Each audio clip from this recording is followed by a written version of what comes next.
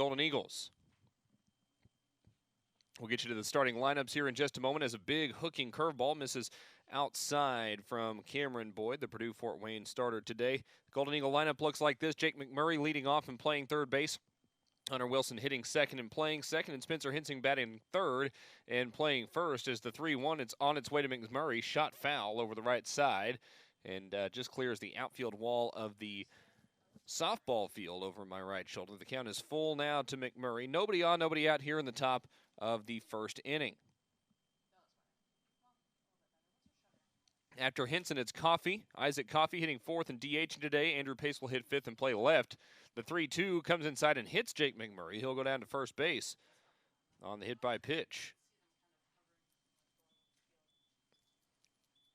So the leadoff man reaches to start the game for the Golden Eagles.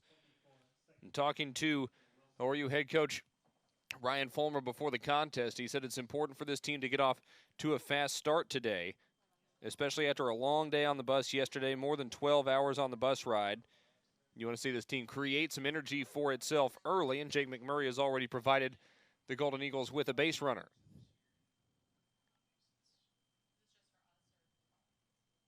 First pitch home.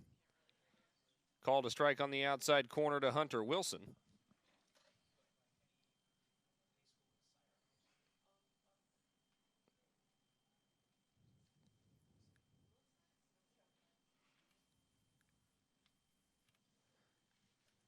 Runner on first, no outs. Scoreless in the top of the first inning as ORU looks to keep pace and with the rest of the league, and really has a big opportunity to make up some ground on one of the two teams above it. Omaha is hosting South Dakota State this weekend for a 3-game series, and so depending on that's going to have a large impact on how the standings shake out. But ORU with a chance to make up some ground this weekend, depending on how that series fares, as ball one misses outside. It's a 1-1 count to Hunter Wilson.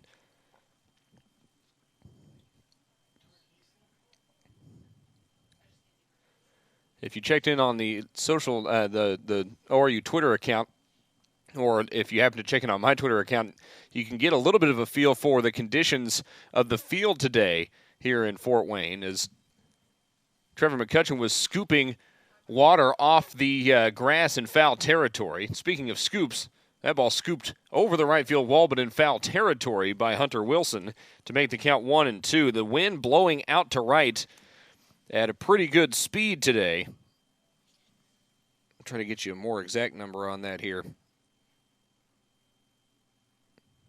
Conditions right now in Fort Wayne, 21-mile-an-hour sustained winds, so certainly the ball is going to carry pretty well to right. 1-2 count to Hunter Wilson. Runner on first is Jake McMurray after the leadoff walk, or rather hit by pitch, and a pickoff move behind him sends him diving back into first base.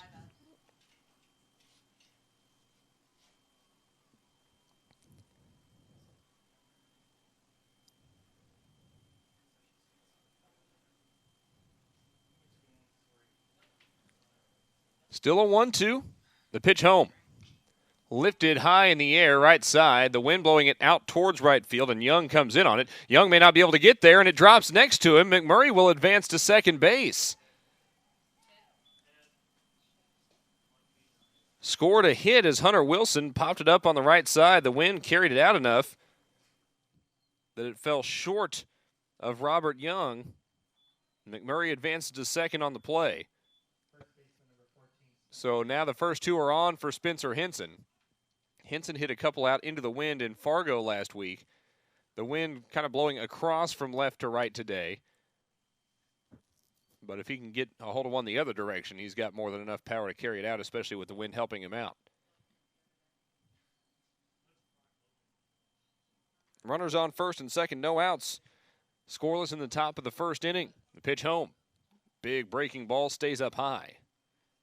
Ball one to Henson. Isaac Coffey waits on deck.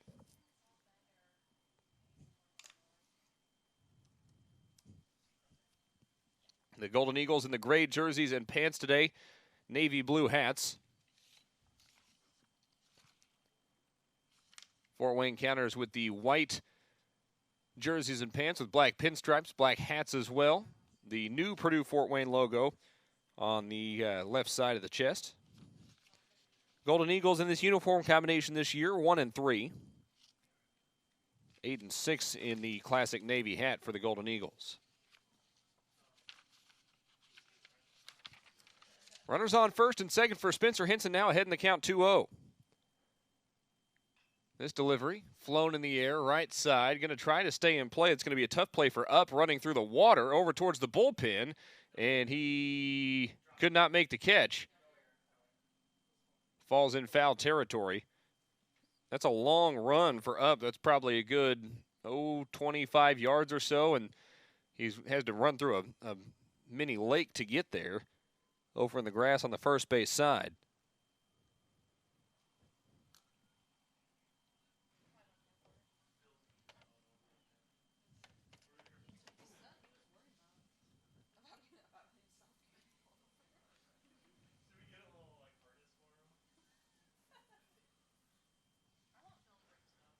So a 2-1 count now to Henson. The delivery home is inside for a ball. And Henson well ahead in the count here. Hitters count 3-1.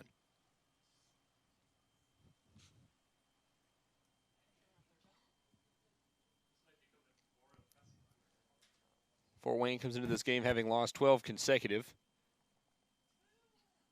Everybody in the conference in their last 10, though, literally everyone in the league other than Fort Wayne is 5-5 in the last 10. So not a lot of ground made up one way or the other at this point in the conference season, as a curveball drops in for strike 2 to Spencer Henson.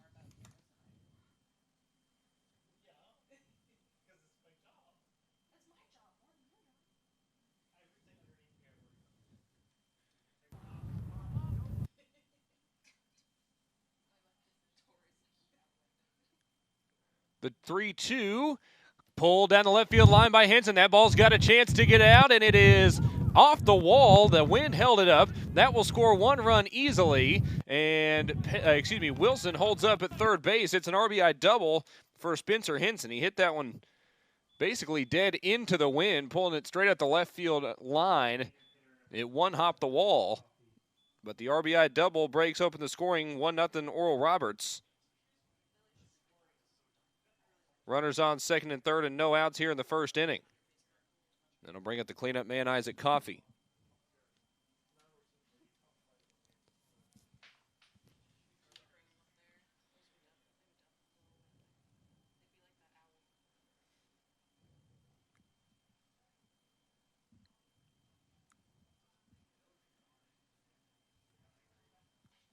First pitch to Coffey. Low and in for a ball.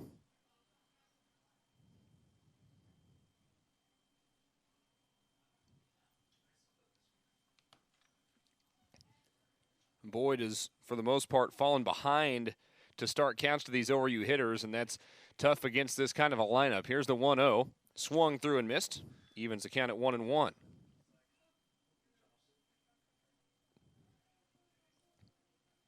$18 pitches already for Cameron Boyd here in the first inning, and ORU leads at 1-0. 2 in scoring position, and no outs yet for the Golden Eagles. And with a doubleheader on tap for tomorrow, you really want to see, if whichever team you are, your starter go as far as they can in this first game of the series to save that bullpen for a long day tomorrow. Ball 2 is in the dirt to Coffey. Andrew Pace waits on deck.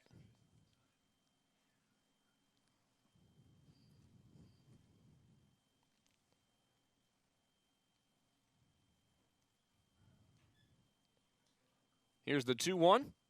That one stays up high. And the count is 3-1 to Coffey. Cameron Boyd making his 11th start of the year, which will be most on the team. A 6.52 ERA, best among the starters, weekend starters this year, but an 0-8 record. In 48 1/3 innings pitched, he's allowed 75 hits, 49 runs, only 35 of them earned. Struck out 33 and walked 30. A 3.61 average against him. Of the 3 starters that we'll see this weekend or expect to see this weekend from Purdue Fort Wayne, they all have a batting average against of 350 or higher. Here's the 3-1 to Coffey. Grounded hard to the left side, took a big hop. It'll score the runner from third. The throw to first is off the mark, and the error will allow Coffey to reach. Hinson will head to third. Coffey speeds over to second as well. That ball sailed out of the hand of the shortstop, Yoho. Coffey gets an RBI on the grounder, but reaches on the error, and then advances to second.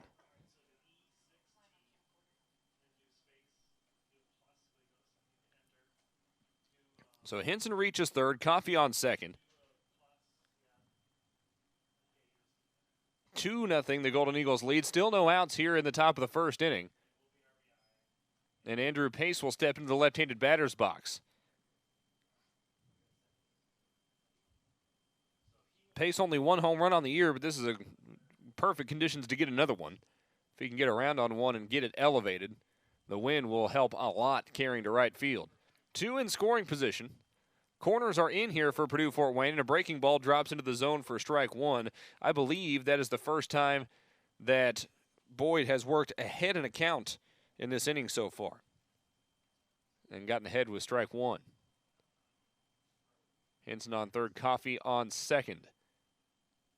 The 0-1, another breaking ball. This one fouled back to the backstop, and the count goes to 0-2.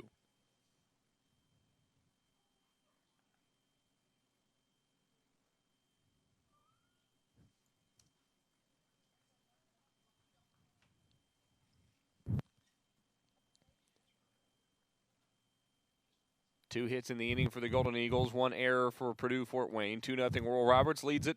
Top of the first, still no outs. The pitch home. Swung through and missed. Andrew Pace strikes out on 3 pitches. It's the first out of the inning, and it will bring Blake Hall to the plate.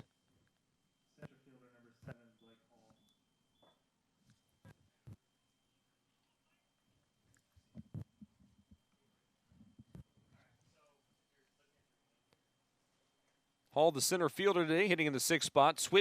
Hunter Swift hitting 7th and playing right.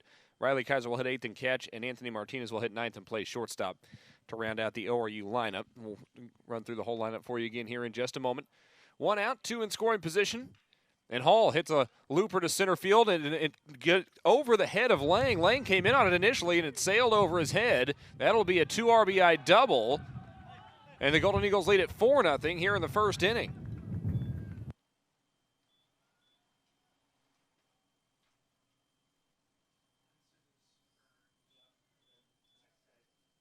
Left fielder number 18, Hunter Swift. 4-0 Golden Eagles. McMurray, Wilson, Hinson, and Coffey all reached to start the inning and have now all scored. Hall drives 2 of them in with a 2 RBI double.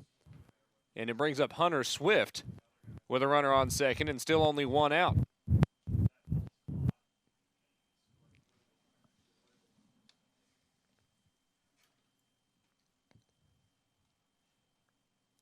So again, the ORU lineup: McMurray, Wilson, Hinson, Coffey, Pace, Hall, Swift, Kaiser, Martinez.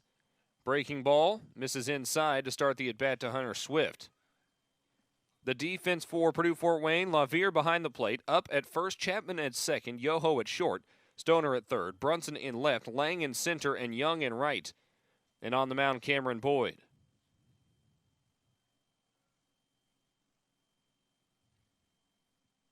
One 0 count. The pitch home to Hunter Swift is low and away on another curveball. Boyd's got a lot of movement on that breaker. The issue so far is that he hasn't been able to throw it accurately and throw it for strikes, with the exception of getting it ahead with a first pitch strike to Andrew Pace. Pace, the only batter to be retired in the inning. Here's the 2-0. That one's low. Ball 3 on the fastball.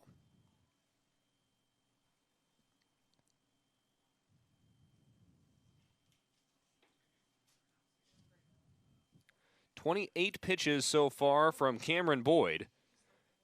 And Hunter Swift way ahead in the count at 3-0 here. The outfield is playing him fairly shallow. It won't matter anyway, as ball 4 sends Swift down to first and brings up Riley Kaiser. The Golden Eagles have been patient throughout this inning so far, and it's paid off. Time is called And we'll have a mound visit here.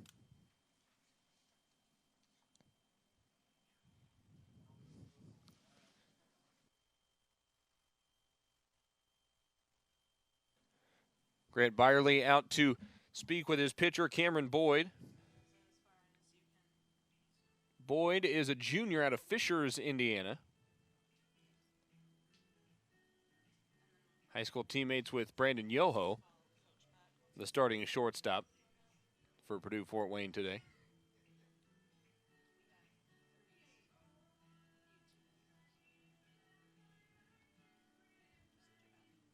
Actually, 3 different players from Fishers on this squad, and all right next to each other in the numerical roster. Boyd, Yoho, and Grant Johnston as well.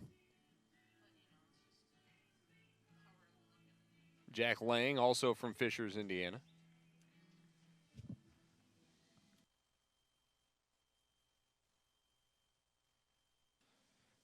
The 2 latter of those 4, Johnston and Lang, went to Hamilton Southeastern there in Fishers, so 2 different high schools that those 4 guys came from.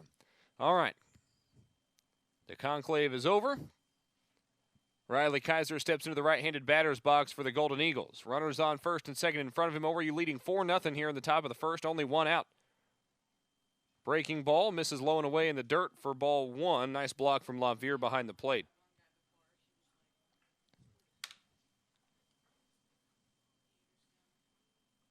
As a team this year coming into the contest, Purdue Fort Wayne's pitching staff has walked 302 batters. That is roughly 8 per game. That has actually gotten a little bit better on a per-game basis, as LaVere blocks another one in the dirt for ball 2. On a per-game basis, that's actually gotten a little bit better from the pace they were on when they were in Tulsa and played 3 at J.L. Johnson Stadium. At that time, the Mastodons were walking about 10 per contest. So they're heading in the right direction. But the Mastodons have walked twice as many batters as they have drawn walks this season. Here's the 2-0. Kaiser hits this one hard towards the right center field gap. That ball is crushed. On the run is Lang. He's not going to get there, and that ball carries over the right center field wall. A home run for Riley Kaiser. 3-run Oppo shot, and the Golden Eagles lead it 7-0 here in the first inning.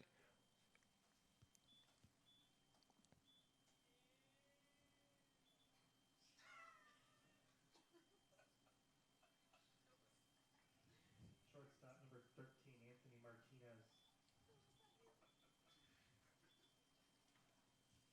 8 batters have come to the plate here in the first inning. 7 runs have scored for the Golden Eagles, and that'll bring up Anthony Martinez.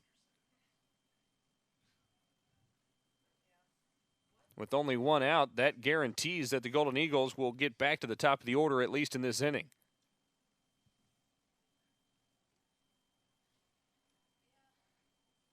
Here's the 1-0 to Martinez. He rips one at the left field line. It's down in fair territory, and the grass holds it up as it runs towards the corner. That'll allow Martinez to get to second easily. The left fielder Brunson over to get it. He took an angle towards the left field foul pole, and between the upward hill and the wet grass, that ball held up quite a bit. So Martinez with the line drive double to left, and the hit parade continues here in the first inning for Oral Roberts. Still only 1 out. We go back to the top of the order, and Jake McMurray.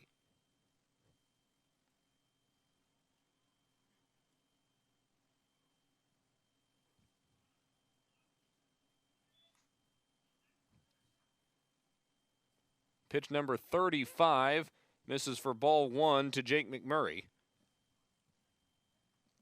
Cameron Boyd struggling here in the first inning. Although he hit 1 batter and has allowed 1 walk, as ball 2 misses low and away. He hit McMurray to start the inning. Walked Swift. An error allowed Coffey to reach at one point. But the big swing has come from Riley Kaiser with the 3-run home run. 2 RBI double for Blake Hall as well. Here's the 2-0. Swung over the top of it, and McMurray has his first strike against him in the at-bat. McMurray was hit by a pitch on a full count pitch. back to start this inning.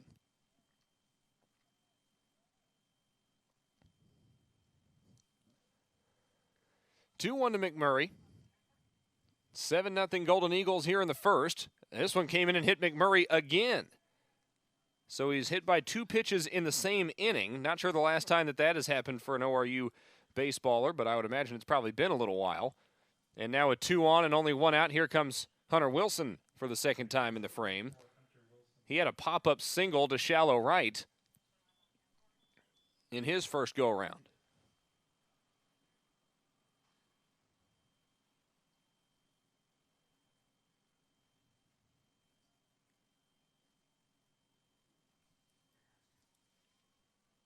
First pitch to him, called a strike on the outside corner. Backdoor breaking ball that snuck its way in there. Omaha and South Dakota State don't play until a little later this afternoon, but we'll keep an eye on that one as it gets into action. 0-1 count to Hunter Wilson. 1 down, runners on first and second. The first pitch, or rather the 0-1, gets away, and both runners will advance on the wild pitch. The count evens at 1-1.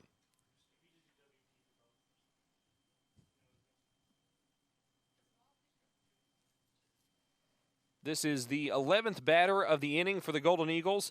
So far, the only one to be retired was Andrew Pace on a strikeout.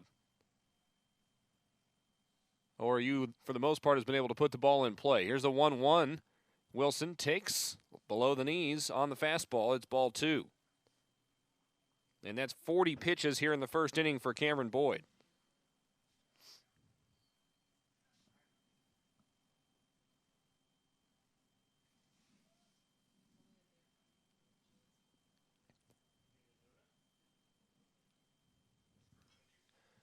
Wilson hacks at this one, slices it foul over the third base side, and the count evens at 2-2.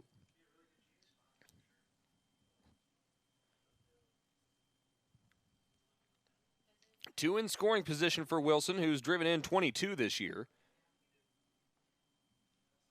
That is 4th most on the team. Pretty solid hitting in the leadoff spot most of the year, sometimes in the 2 spot. The 2-2 line to center field. It's down for a base hit. That'll score 1 easily. They're going to wheel McMurray around from second, and he will score as well. It's a 2 RBI single from Hunter Wilson, and the Golden Eagles have put up a 9 spot here in the first. Still only 1 out, and now Spencer Henson comes to the plate. Henson a double to the left field wall in his first at bat of the day.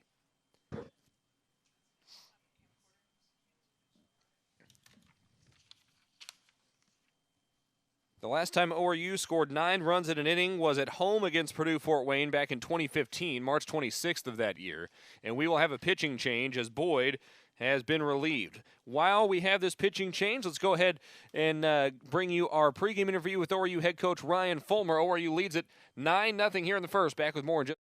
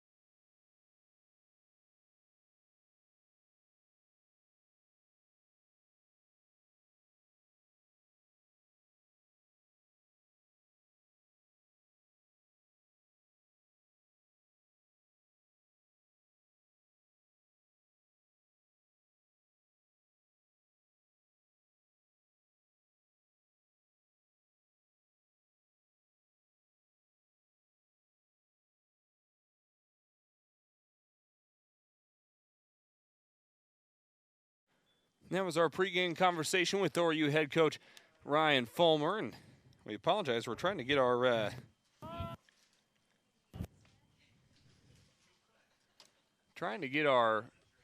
wireless microphone up and running here, but it's not quite communicating very well with our receiver. So we'll keep working on that as we go. Ah, there we go. Through these couple of innings here. Spencer Hinson back to the plate. Oral Roberts leading 9-0 with one out here in the top of the first inning. I'm Adam Hildebrandt, the voice of the Golden Eagles. Thanks for tuning in on the ORU Sports Network today.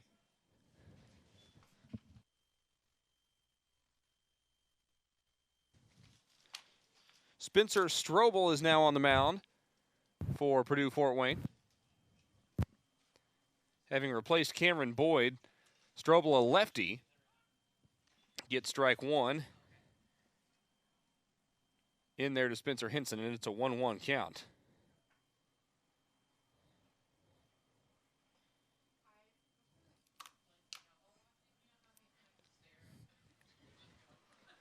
The 1-1 swung through from Hinson at strike two.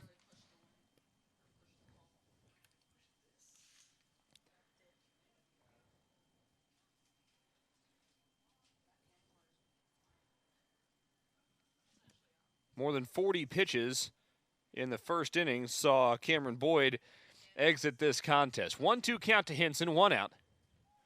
Pickoff move over behind the runner at first, and Wilson heads back over safely.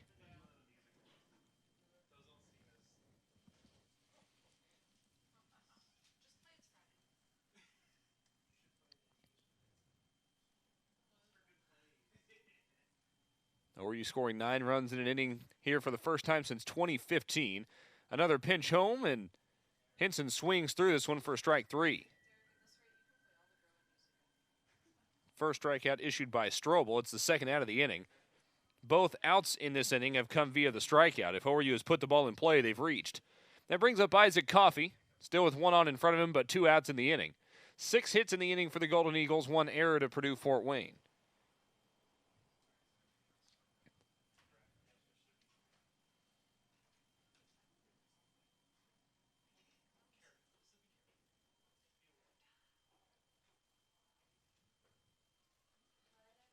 Isaac Coffey, who drove in a run on a ground out, but reached on an error and scored a run, steps back to the plate, swings through strike one.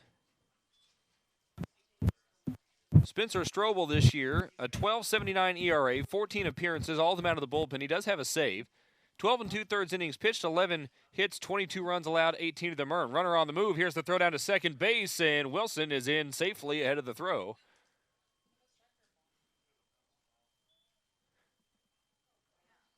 The pitch missed the zone, so the count evens at 1-1 to Isaac Coffey, and Wilson able to take second base. Wilson now 11 of 11 stealing bases this season.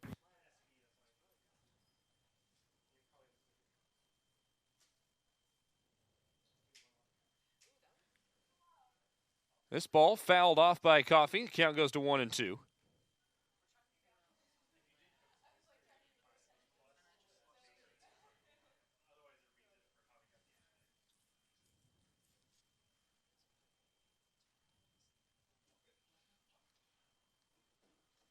Coffey trying to come up with a base hit and have a double-digit first inning here for the Golden Eagles. Here's the 1-2. On its way from Spencer Strobel, missed up and away on the fastball. The count evens at 2-2.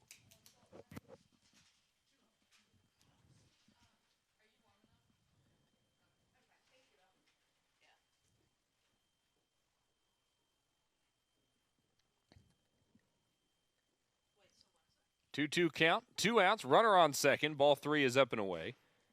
And Coffey works a full count. So Strobel has gotten an out in the only batter he's faced, but he's also about to throw his 10th pitch. Strobel, for the most part, lower 80s on his fastball. Curveball in the lower 70s. And like a lot of guys in this pitching staff, 12 2/3 innings, he's walked 27 guys, so about almost 2 per inning, so you want to be patient with him. Struggles with his command a little bit. Here's the 3-2. Wilson dancing around on second. The pitch home is swung through and missed for a strike 3. So Strobel comes in and gets a couple of strikeouts, but the Golden Eagles put up a 9 spot in the first inning on 6 hits, 1 error, 1 left on base. We'll give you the ORU defense and the Purdue-Fort Wayne starting lineup when we come back in just a moment. This is Golden Eagle Baseball here on the ORU Sports Network.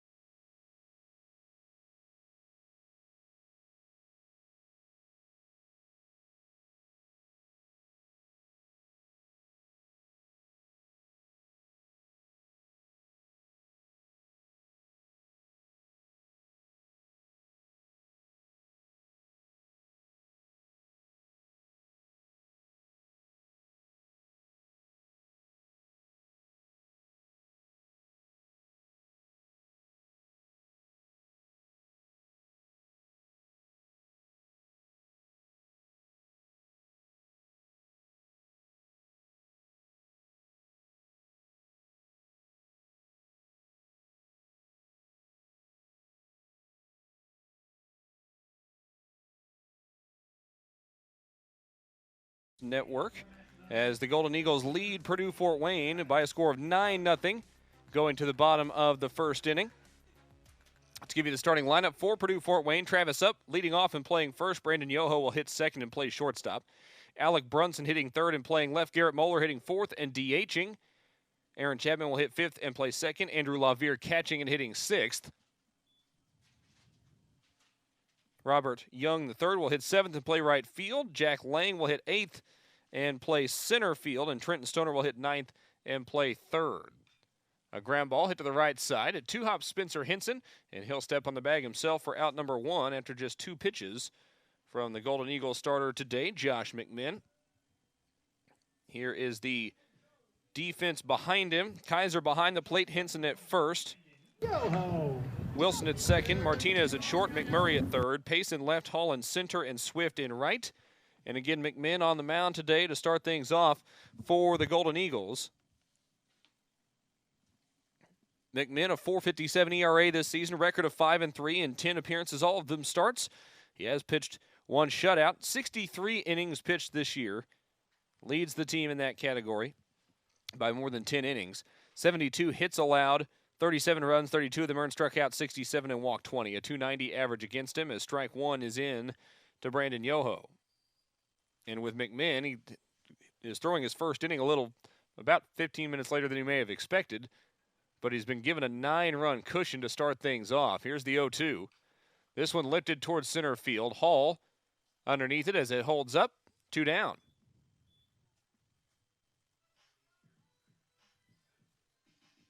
Just 5 pitches so far from Josh McMinn. 2 outs, nobody on for Alec Brunson.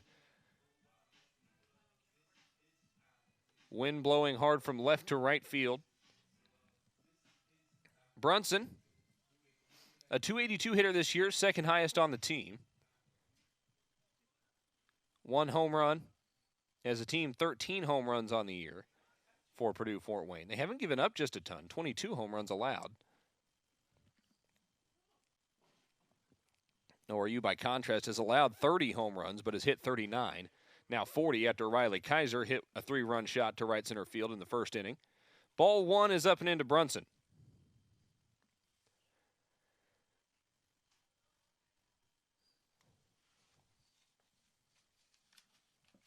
McMinn delivers home. This one's fouled off over towards the ORU dugout. McMinn, in his start against Fort Wayne and Tulsa, went 6 innings, allowed 7 hits, 3 runs, struck out 8 and walked 2 in that game. The 1-1 is fouled back out of play over towards the softball field. And the count goes to 1-2. McMinn trying to work a 1-2-3 inning and get his offense right back to work. The wind has shifted several times. It kind of goes from blowing from left to right to blowing straight in from left, as a foul ball on a check swing keeps the count at 1-2 to Brunson. On Henson's double to the left in that first inning, it kind of switched and blew more straight in from left field. Whipping around quite a bit, wind sustained over 20 miles an hour. Good-looking breaking ball there from McMinn, but deemed to be either up or in, one of the two. The count evens at 2-2. The senior righty threw his windup. This ball fouled off.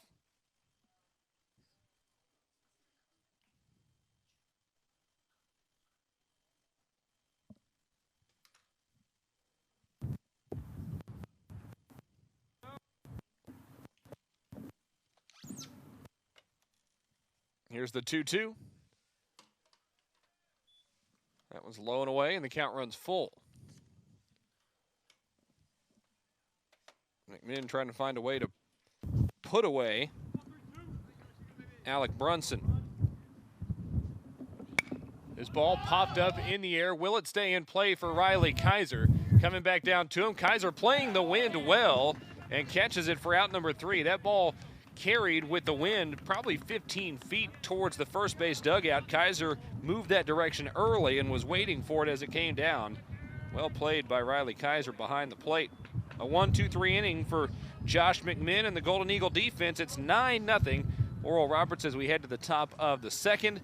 The 5, 6, 7 hitters due up for the Golden Eagles when we come back. This is ORU Baseball here on the ORU Sports.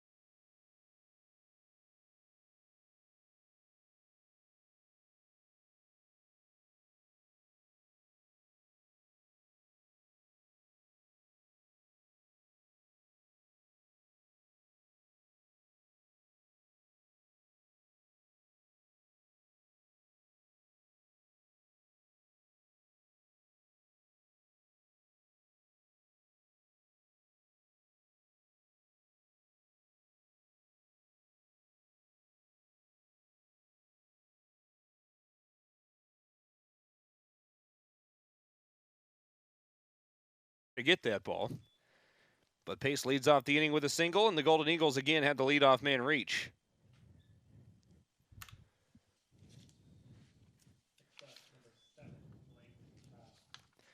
ORU came into the game with the leadoff man reaching, and this is absolutely absurd. The leadoff hitter for the Golden Eagles this year is hitting .401. Opponents, unfortunately, are hitting .370 in the leadoff spot, but the Golden Eagles have been very good at getting the leadoff man on base, and right now, today, ORU 1 for 1 with a hit by pitch as well. Strike 1 delivered to Blake Hall. Little slider that broke in from the outside there. Came in the back door. 0-1 count. Pace over on first. The left fielder, Brunson, playing fairly shallow with the wind behind him. Ball's going to have to fly out to right today for the most part. Strobel taking his time. Here's the 0-1. It misses outside. Tried the two-seamer. Ran away from him. And the count evens at 1-1. ORU sent 13 batters to the plate in the first inning. The inning got started with a hit by pitch that allowed Jake McMurray to reach. He was actually beamed twice in the inning. The scoring was started by an RBI double from Spencer Hinson, and it wrapped up in the inning with a 2 RBI single from Hunter Wilson. As a pickoff move sends Pace back to the bag standing up. Sandwiched in there, a 2 RBI double from Blake Hall and a 3-run home run from Riley Kaiser. All of the starters for the Golden Eagles have scored in this game except for Andrew Pace, who's on first here as the leadoff man in the top of the second.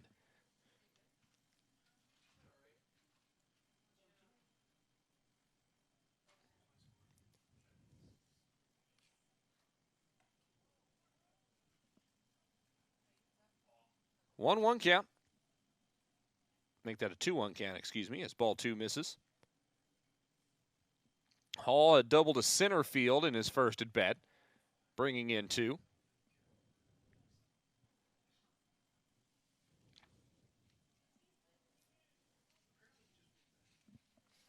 Pickoff move behind the runner at first, and Pace is back in standing up. 320 down the lines here at Mastodon Field, 380 to the gaps, and 405 to dead center. Riley Kaiser hit his home run over the right center field alleyway, so you're looking at probably a 390-foot shot. This one fouled back. Evens the count at 2-2. The netting here is not particularly high. It's protective enough for the seats that are here at Mastodon Field, but it's not super high, so anything that gets elevated much off the bat is going to sail to wherever. Often that wherever has been the softball field. No softball taking place today. They've wrapped up their home conference slate for the year, have the Mastodons. Again, a pickoff move behind Pace, and again he's back in standing up, no tag.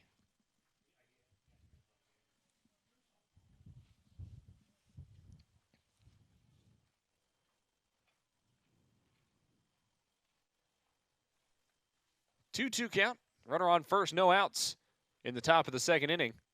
Blake Hall at the plate. Strobel delivers to him. Missed way up and away, and the ball gets away. Pace will advance to second. That ball was trying to drop on the curveball and couldn't grind through the wind enough. LaVere reached up for it. Scored a wild pitch, and the count is now full to Blake Hall. Pace now in scoring position for him.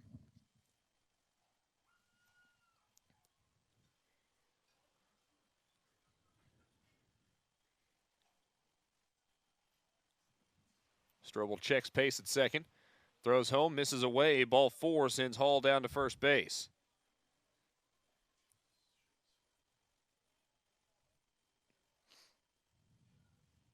Right fielder 18, Hunter. And again, just because you have a lead at this point doesn't mean you want to change your approach at the plate and get overly aggressive. The Golden Eagles being patient against a guy who's proven statistically that he will walk some guys.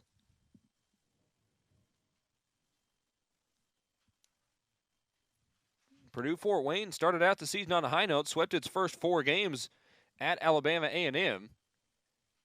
But it's been a bit of a rough go since then. Whoa, heads up. Swift squared to bunt. A 2-seam fastball ran up and in on him, and he leans back out of the way, pulled the bat back in the process. It's ball 1. Swift drew a walk before coming around to score in the first inning. Runners on first and second in front of him. No outs here in the top of the second.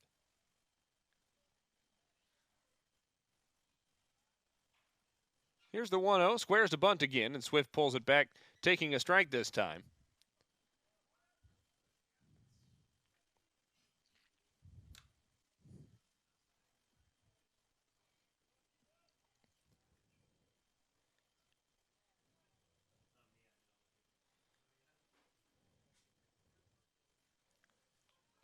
1-1 count.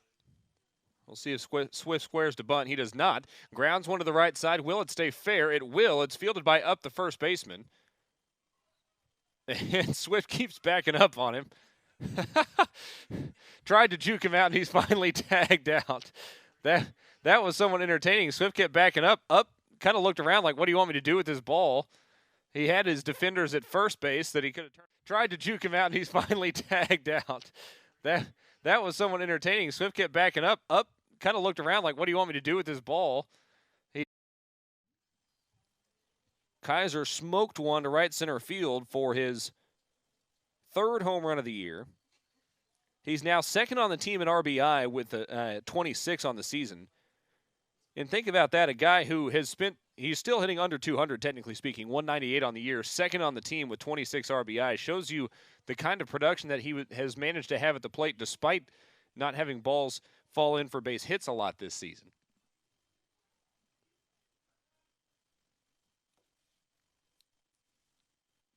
Runners on second and third for Kaiser with only one out.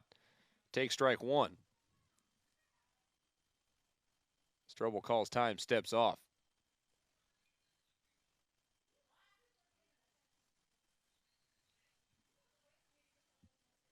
Nine 0 ORU, top of the second inning. 7 hits for the Golden Eagles in the game. The pitch home to Kaiser. Lined back up the middle into center field. It's down for a base hit. 1 run will score easily. They're going to wave Hall from second base. Here comes the throw to the plate. It's cut off. 2 more RBI for Riley Kaiser. The Golden Eagles lead it 11-0 here in the top of the second inning. Kaiser has driven in 5 in the game already. Number 13, Anthony Martinez. And what I like for Kaiser, especially with the wind blowing across from left to right, he hasn't tried to pull it into the wind necessarily. Just 2 balls hit well. That one right back up the middle. The one before basically back up the middle and a little bit to right. Ball 1 is up and away to Anthony Martinez, who yanked a double down the left field line in his first at bat.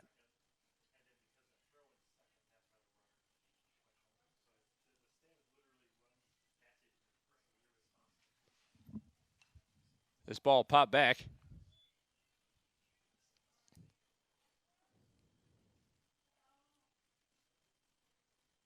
And the count evens at 1-1 to Martinez.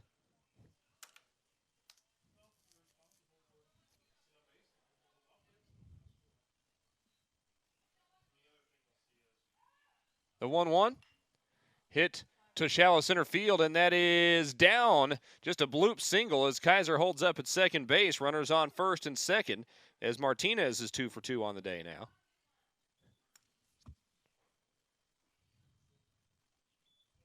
Now batting number 4, Jake McMurray. And that'll bring up Jake McMurray back at the top of the order again.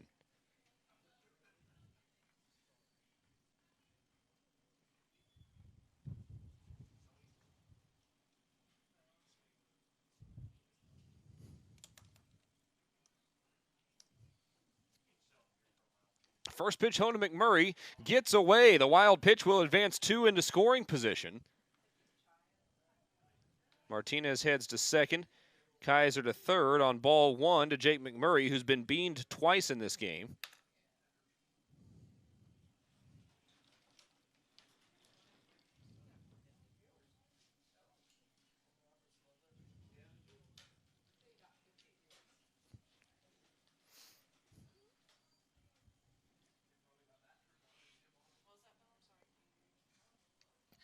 One 0 count, 1 down. A big gust of wind blowing as strike 1 is swung through from Jake McMurray. The wind's got to be gusting up around 30, 35.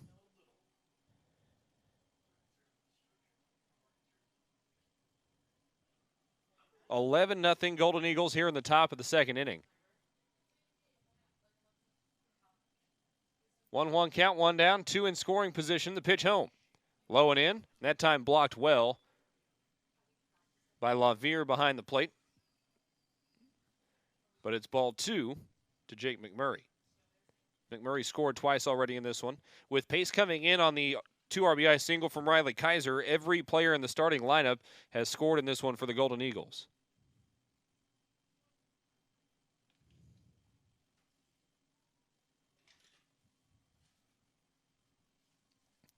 Two-one count. McMurray awaits the pitch from Spencer Strobel. And it's in the dirt for ball 3.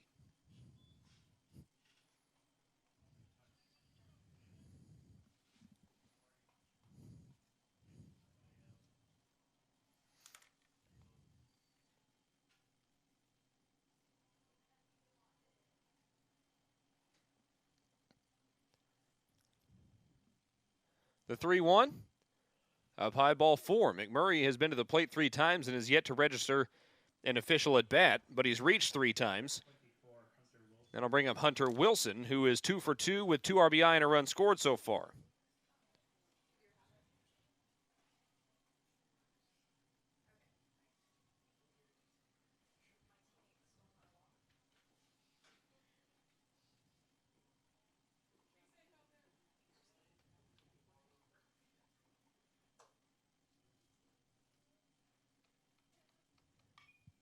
This ball hit in the air to left field, shallow left field at that.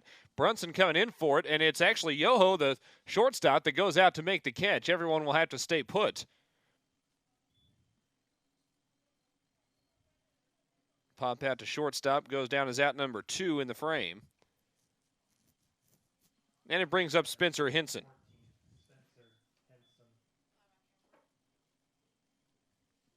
We had some technical issues with the Coach Fulmer interview, pregame interview. Had some issues with our cabling here, but we'll try to bring that back between innings here. 2 outs, bases loaded for Spencer Henson, who's already driven in 1 and scored once today. He's 1 for 2, swings through strike 1. He was the first batter to face Strobel, and Strobel got him on strikes.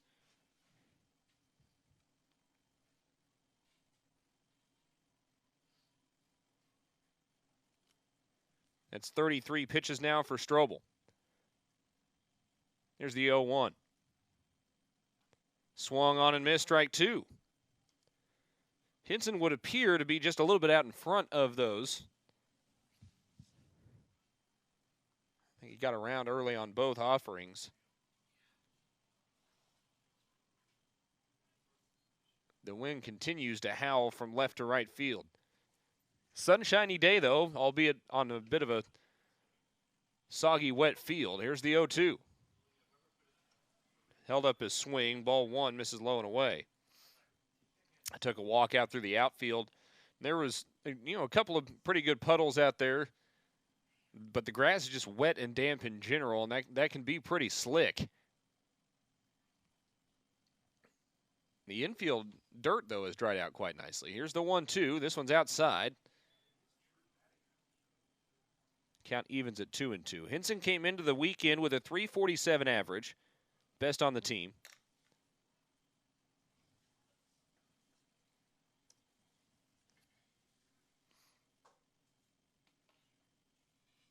Second best in the league at last check. I'll get an update on that here shortly.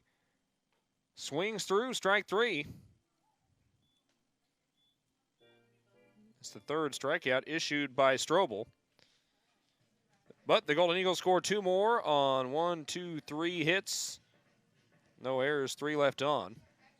It's 11-0 ORU as we head to the bottom of the second inning. 4, 5, 6 hitters due up for Purdue Fort Wayne.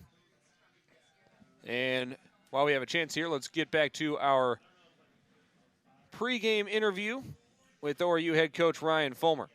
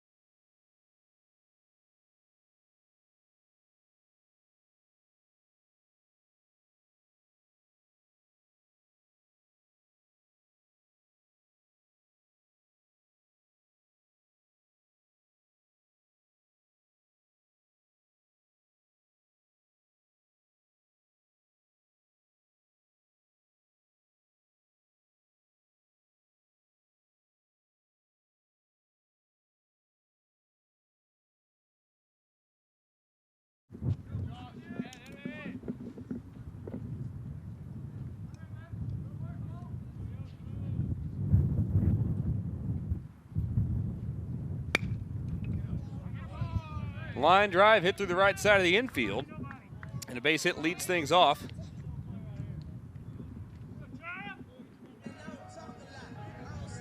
For Purdue Fort Wayne here in the second inning, first hit of the day for the Mastodons.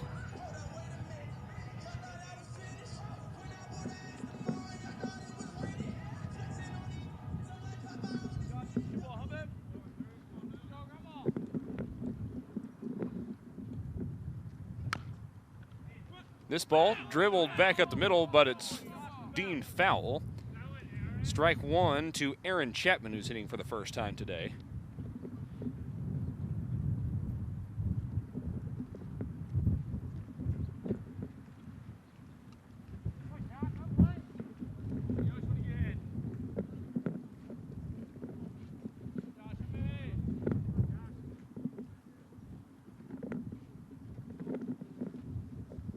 Oh, 1 count, runner on first. This one stays up and into Chapman, and the count evens at 1-1.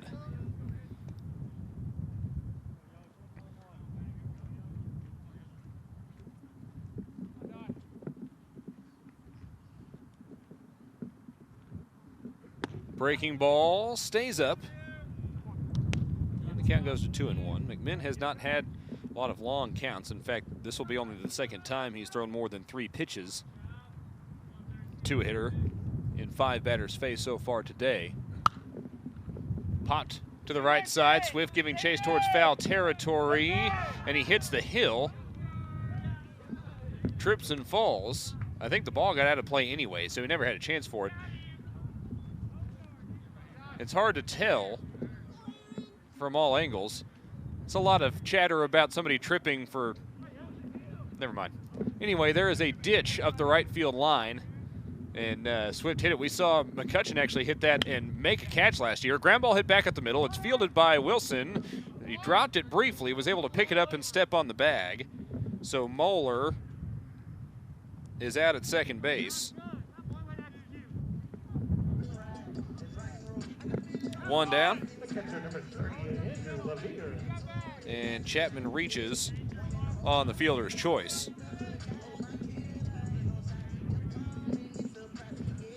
One down, runner at first.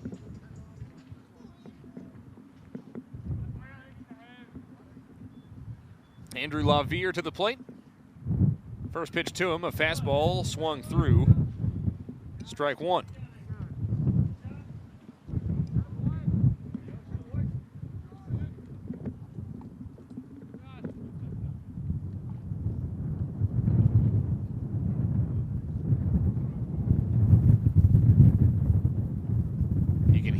The wind picking up as ball one misses up and in.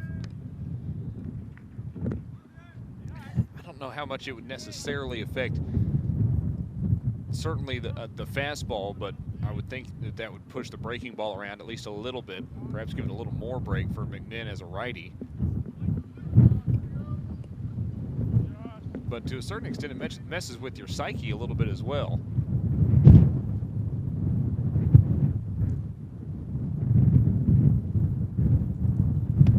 Fastball, foul tipped into the mitt for strike two. I'll give you a reminder of the defense behind Josh McMinn here. It's Kaiser behind the plate, Henson at first, Wilson at second, Martinez at short, McMurray at third, Payson left, Hall in center, and Swift in right. McMinn, top 33 in the country in games started, along with Isaac Coffey and Matt Gaskins this year. Ball two is off the mark. The count is even at 2-2. Goodness gracious. Turn the crowd mic down with the wind blowing straight into it like that. As the wind shifts to blow a little more in from left. Strike three is called at the letters to Andrew LaVere. He's down looking. First strikeout issued by Josh McMinn. 2 down here in the bottom of the second inning. And a runner on first for Robert Young, the third. 11-0, the Golden Eagles lead it.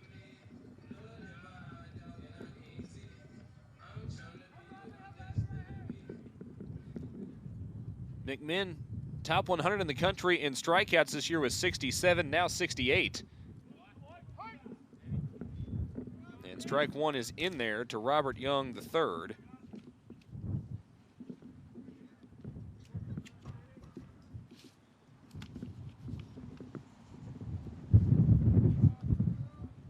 his career strikeout, number 267 for Josh McMinn. Breaking ball, checked his swing. Did he go around? Yes, he did. The count goes to 0-2.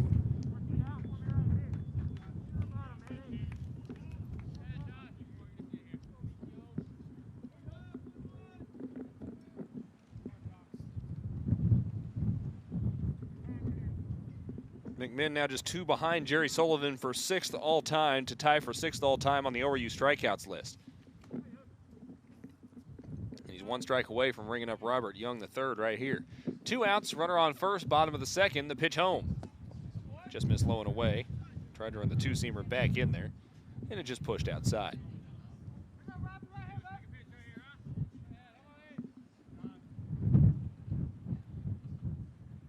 Pitch number 30 coming up here for Josh McMinn. Fly ball hit to left, pace underneath it. Camps out, catches it for out number 3.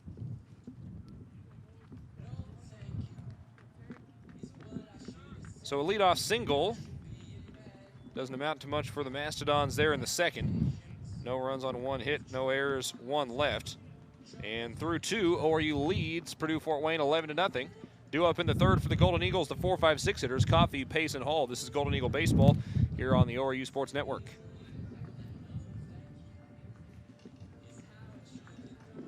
ORU sports fans, are you starting to plan that spring golf tournament? Don't wait. It's never too early to get started. Call 918-274-GOLF and speak with the friendly staff at Bailey Ranch Golf Club to book your next event. No event is too big or too small. Bailey Ranch, just minutes from downtown Tulsa, conveniently located near Highway 169 at 86th Street North in Owasso. That's 274-GOLF, or you can also find us at BaileyRanchGolf.com. Hello, Oklahoma. I'm Mark Allen, Mark Allen Chevrolet. Now, when it comes to service, we have one of the largest service departments in the state of Oklahoma. Say hello. And we have 50% off on oil changes for all makes, all models, every day. Come see us. Mark Allen Chevrolet. Let's do business. Hello, Oklahoma. I'm Mark Allen Chevrolet. Now, I know you're ready for change. So, if you could sell yourself a car, how would you do it? I'd like to know. Go to markallenchevytulsa.com/ask Mark and ask away. Let's do business.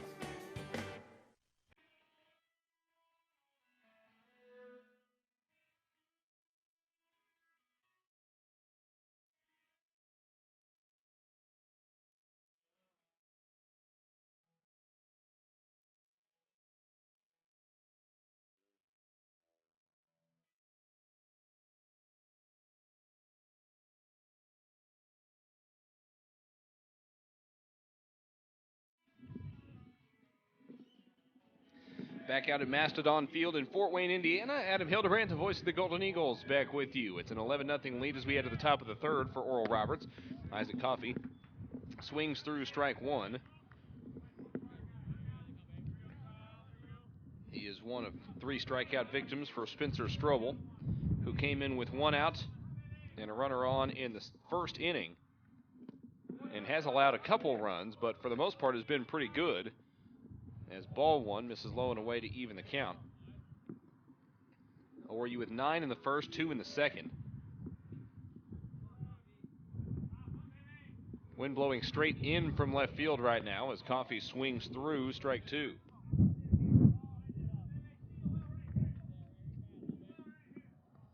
Goal is to make sure you're staying engaged, staying focused as we go throughout some of these middle innings here, even with the large advantage. And for that matter, for Purdue-Fort Wayne with the disadvantage. The 1-2, lifted in the air to right. Young, trying to chase the wind, moves to his left towards the line and makes the catch for out number 1. You can see how much the wind was affecting that ball. Young made about 3 direction changes before finally settling on where that ball was going to be. And I do not envy any of the outfielders having to play that wind today.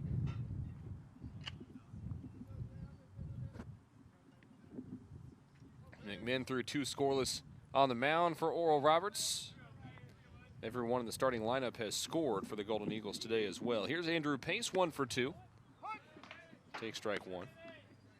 His hit came off of the lefty Strobel.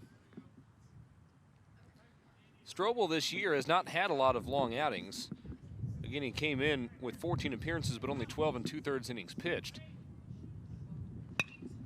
Pace lines one to left. Will it stay fair? It will not. That ball held up like it was a PGA Tour 9-iron. Like it almost spun back. That's how wet the outfield grass is.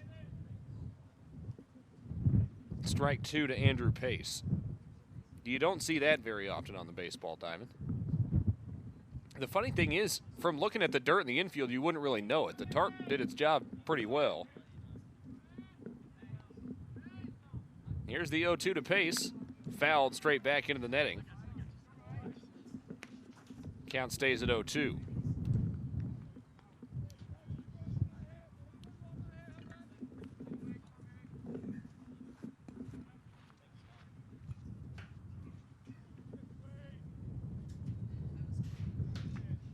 Oh, 2 count, 1 down.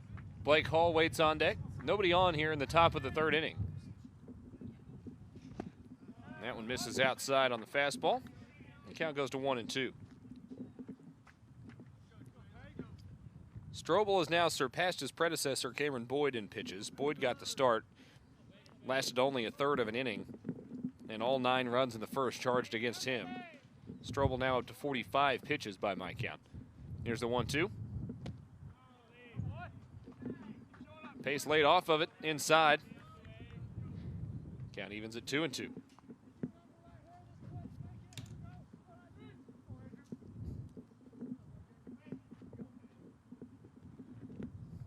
ORU came into this game with a team average of 271. That's up to 119th in the country. They've been steadily improving in that category. ORU 51st in the country in double plays turned, and top 40 in double plays per game. Here's a looping fly ball to right. It's down in fair territory, and now Pace charges towards second. It was never really a question of whether that ball was going to be fair or foul. It was whether or not it was going to get caught, and it held up. Robert Young III charged in on it, couldn't get there, and then the ball just kind of sat, and his momentum carried him past it. Pace scampers over to second.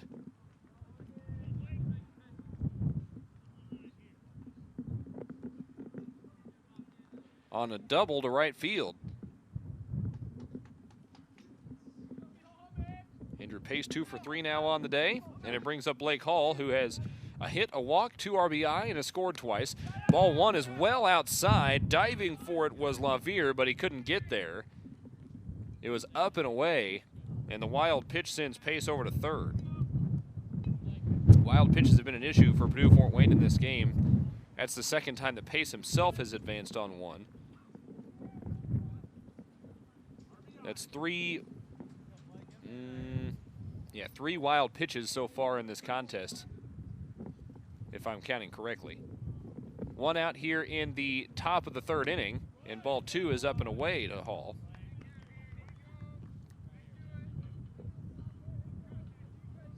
Hall a line drive to center field in his first at bat to score 2 back in the first. He scored once in the first and once in the second. And here he is hitting in the 3rd. The 2-0 swung through on the outside corner. And the count goes to 2-1.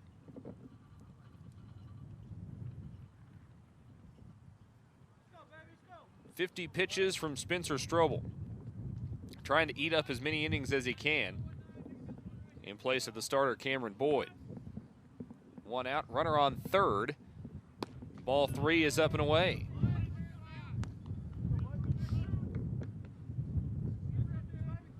ORU has dealt with the conditions quite well today between the wind and the sogginess of the playing surface. Gray jerseys and pants for the Golden Eagles today, white with black pinstripes for the Mastodons. I will say I'm a big fan of the uniform changes from a year ago to this year.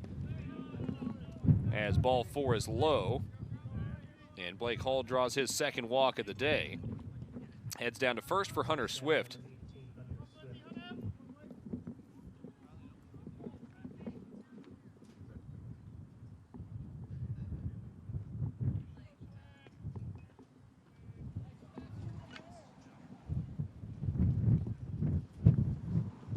Line of cars lined up at the intersection over the right field wall. Hunter Swift may be aiming for him with the wind aiding him to right. Left-handed hitter. The pitch home is up for ball one. Sun shining, windy, but temperatures in the upper 50s here in Fort Wayne today. Tennis courts over the left field wall, along with the scoreboard and the American flag. Mostly grass and trees over the right center field wall, and then down the right field line. Oh, heads up. That one came up and hit Swift in the helmet. Flag. Mostly grass and trees over the right center field wall, and then down the right field line. Oh, heads up. That one came up and hit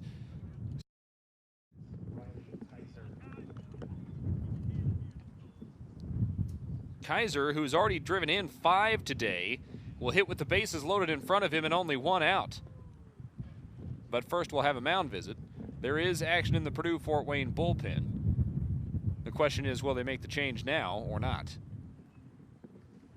Yeah, so the road actually curves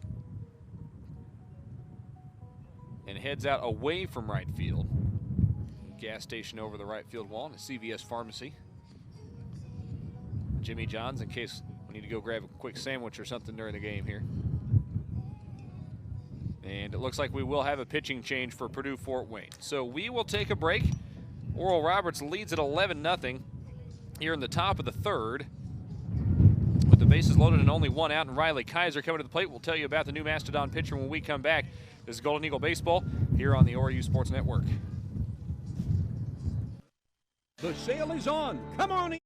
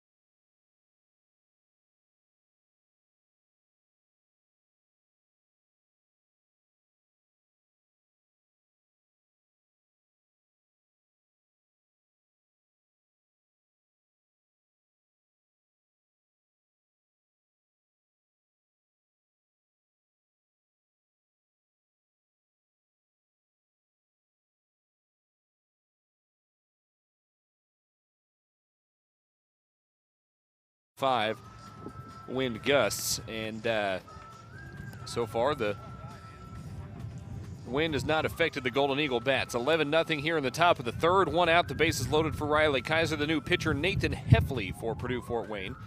A 23.14 ERA this year in 7 appearances. He's thrown 4 2/3 innings, allowed 9 hits, 13 runs, 12 of them earned, struck out 6, and walked 9. But batters are hitting nearly 400 against the righty. A sophomore out of Germantown, Wisconsin.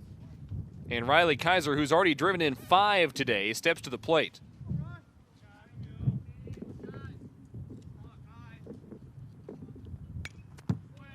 Kaiser foul tips the first pitch to him.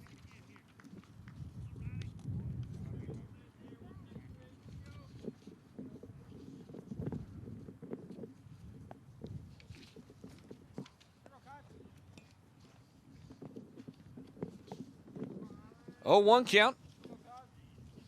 Kaiser with a home run and a single already today. As Heffley stares in. The righty throws home. Ball 1 is up and in.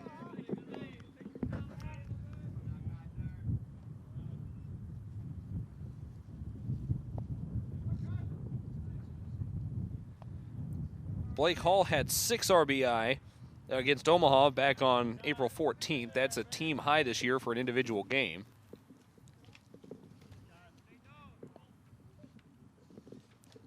Kaiser pops this one. Foul territory, right side. Looks like it's going to get out of play over near the ORU bullpen, and it does. And the count goes to 1-2 to Kaiser.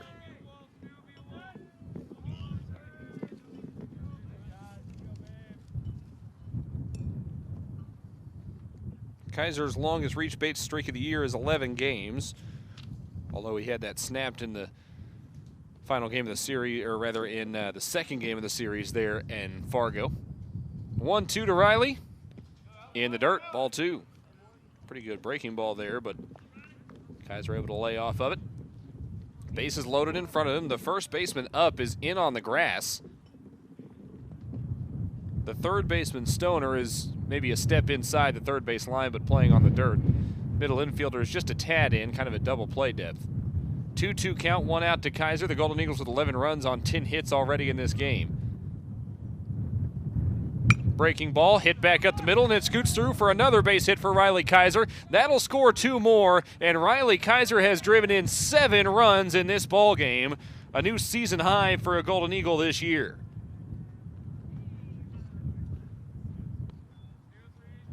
Have a day. Swift advances to second on the play. Hall and Pace both score. It is 13-0. Oral Roberts with 1 out and 2 on here in the top of the 3rd inning, as ORU has now scored multiple runs in each of the first 3 innings today.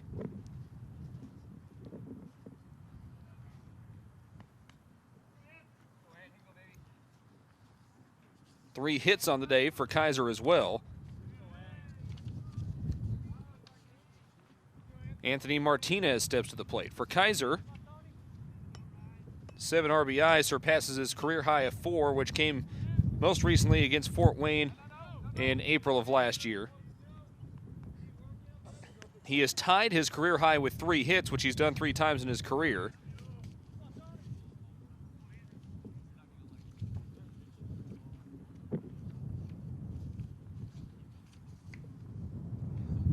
And I'm working on finding the single game record for RBI for an individual.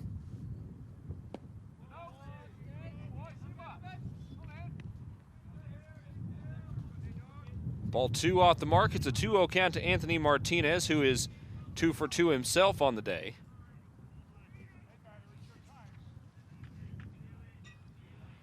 Okay, the single game record for RBI for a Golden Eagle is 9. So Kaiser still a couple shy of that, as the 2-0 is in the dirt for ball 3 to Martinez. Runners on first and second in front of him. That's been done 3 times, most recently by Mike Hill against Western Illinois in May of 1999.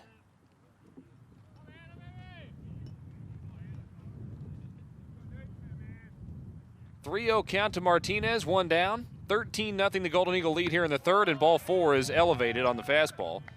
A 4-pitch walk to Martinez. And that will send us back to the top of the Golden Eagle lineup and Jake McMurray. Isaac Coffey led off the inning, flew out to right, but since then, 5 consecutive batters have reached for the Golden Eagles. 1 out, the base is loaded for McMurray.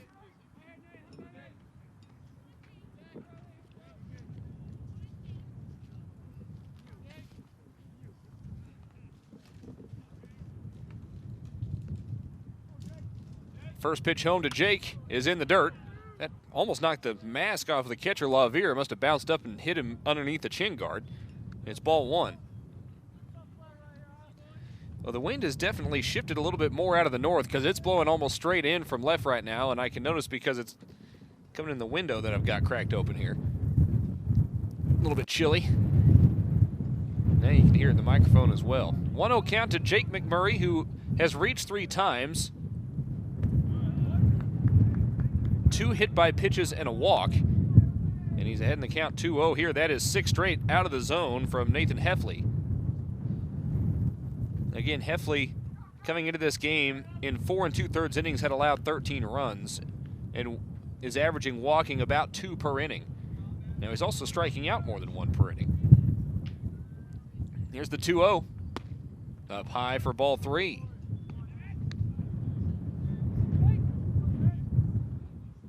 McMurray has come to the plate in each inning so far, including twice in the first.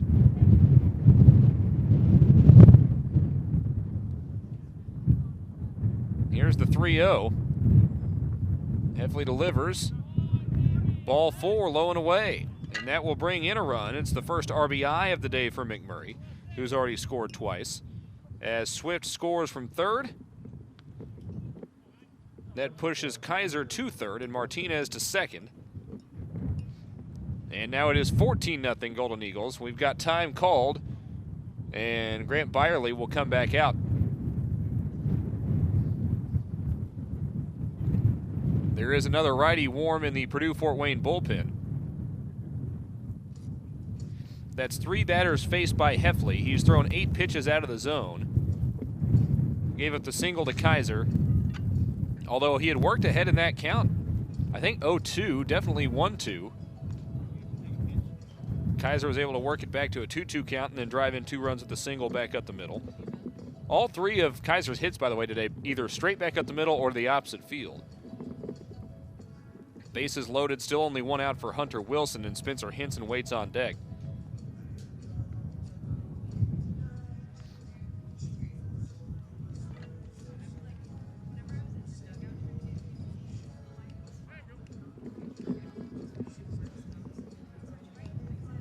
South Dakota State and Omaha getting started in about half an hour here. That's a big series to keep an eye on this weekend. As we came into the weekend, Omaha leading the league by 5 games over South Dakota State, 6 over the Golden Eagles. South Dakota State in second, just a game ahead of Oral Roberts. And Western just a game behind the Golden Eagles in fourth. North Dakota State a game behind Western Illinois for 5th. And keep in mind only the top 4 spots make the conference tournament. The wind blew the hat off of Nathan Heffley as he threw that pitch, but he got it in there for a strike to start the at-bat to Hunter Wilson.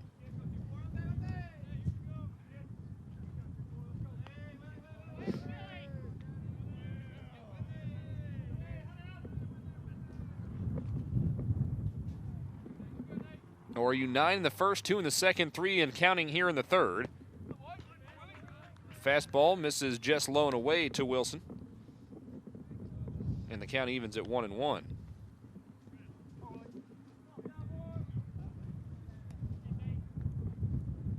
That's 15 pitches from Heffley so far in this outing.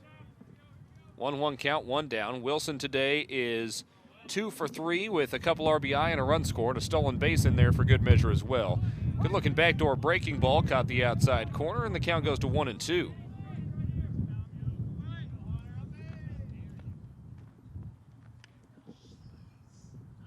Again, Henson on deck for the Golden Eagles in the all-gray jerseys today. The new look numerals on the back of the grays for the Golden Eagles. Corners are still in here, including the first baseman up, who is in on the grass. Ball 2 misses outside. They had just hit that outside corner with the backdoor breaking ball. Right-hander throwing to the lefty hitter, and they tried for the same thing again, missed outside that time.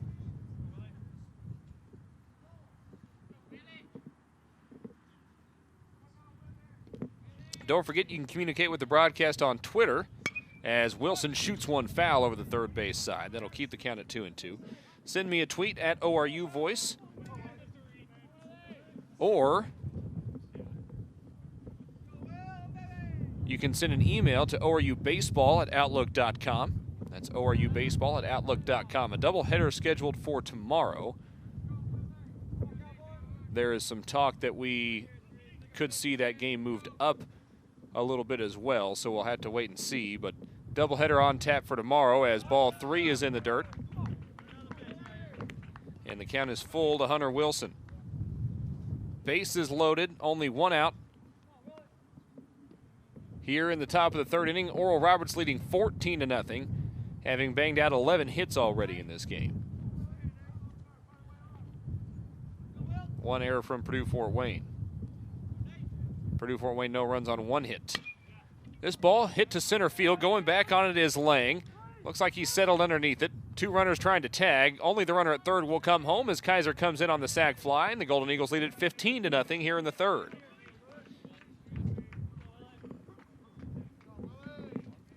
So Wilson drives in the run on the sac fly, his third RBI of the day. 14, Spencer. And it brings up Spencer Henson as ORU will send its 9th batter of the inning to the plate. Henson is 1 for 3, an RBI double and a run scored. He struck out twice. So he'll be looking to get back into the swing of things here.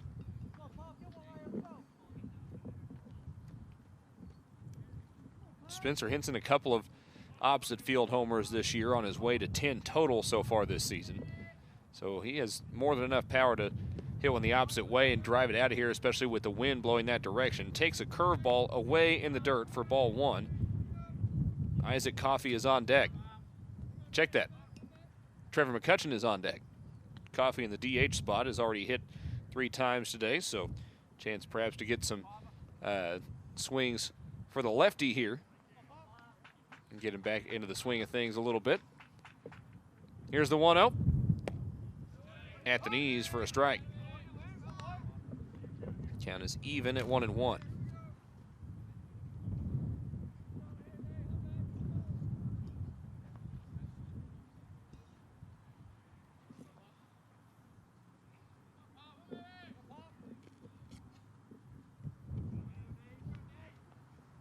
One count, 2 outs, 2 on still for the Golden Eagles here in the second inning. A move towards second, but no throw from Heffley. The second baseman Chapman did come over to cover, but Heffley held on to the baseball. It's McMurray over at first, Martinez at second, so plenty of speed on the base paths here for Henson. Here's the 1-1. Swung through it, but it goes to the backstop. Got through the legs of LaVere behind the plate. A wild pitch moves 2 into scoring position, but now a 1-2 count to Spencer Henson.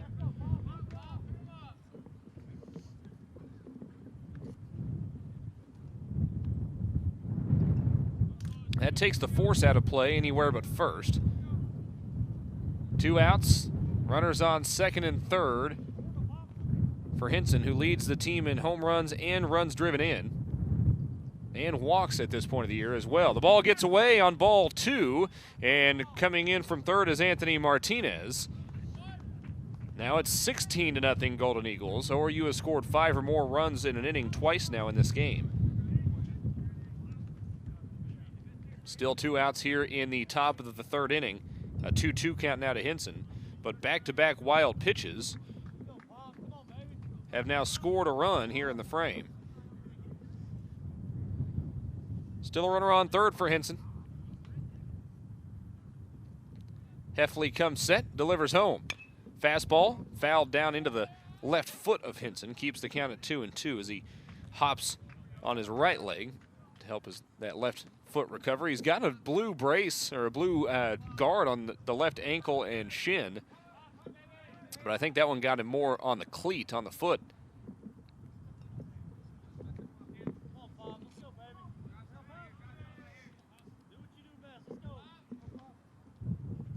Two count, 2 down, runner on third. Heffley delivers. Heads up, high and tight, ball 3.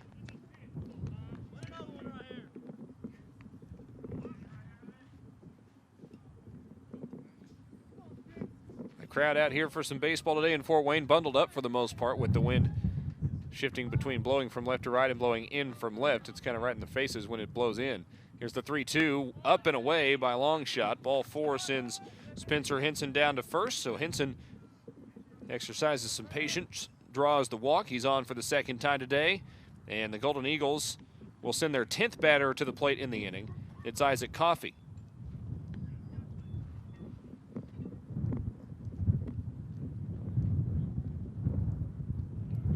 A second mound visit. We'll have another pitching change here in the inning for Purdue Fort Wayne.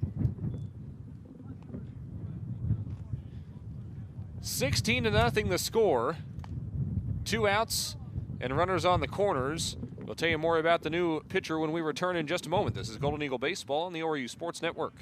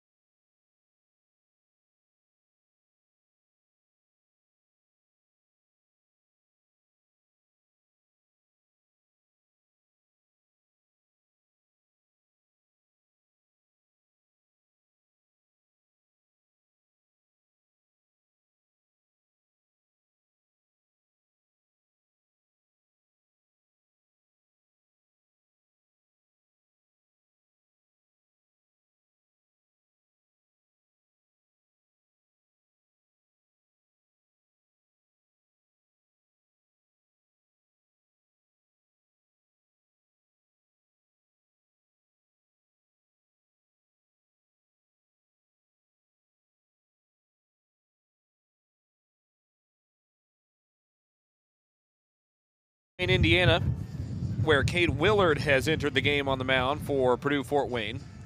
Willard, a redshirt freshman out of Butler, Indiana, at Eastside High School.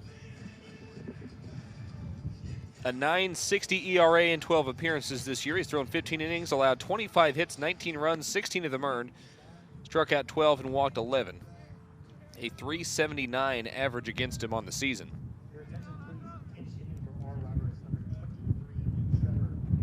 And Trevor McCutcheon will come to the plate for the first time today, pinch hitting for Isaac Coffey, who sees his game come to a close.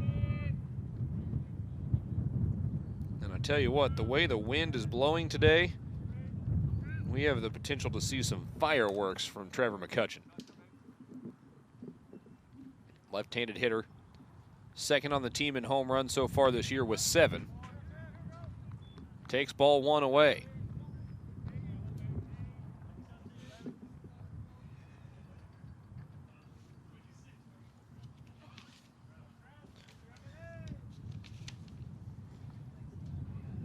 McCutcheon hitting 209 against righties in Summit League play. He's actually hitting 400 against lefties. Overall this season, though, McCutcheon hitting 244 against righties. We had a foul ball dribbled up the right side from McCutcheon. And the count is even at 1-1. Jake McMurray is on third, Spencer Henson on first. In a 16-0 game, 2 outs here at the top of the third. Josh McMinn was playing catch out near the dugout during the pitching change there, trying to stay warm. He has had long breaks between innings. Fortunately, he hasn't thrown that many pitches, only 30 through 2 innings, but he's only thrown in 2 innings so far. Here's the 1-1. Breaking ball. Dives inside and to the dirt on McCutcheon. The count is 2-1.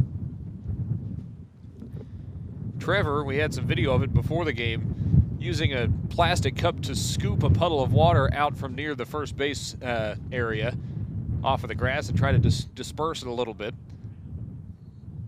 It's fairly entertaining. Here's the 2-1. That one's inside, ball 3.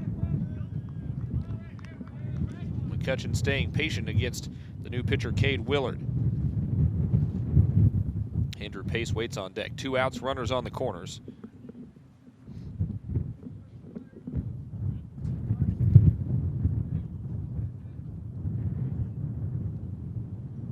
Three-one count. Dangerous pitch here. Breaking ball is up and away, ball 4. That loads the bases.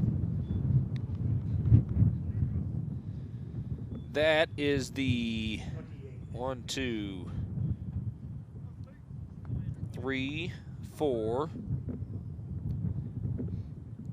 5, 6, 7,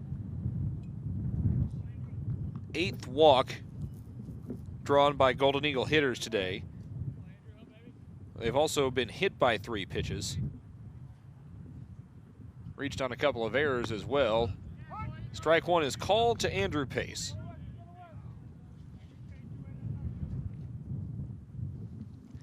Pace today is 2 for 3, a single, a double, and 2 runs scored.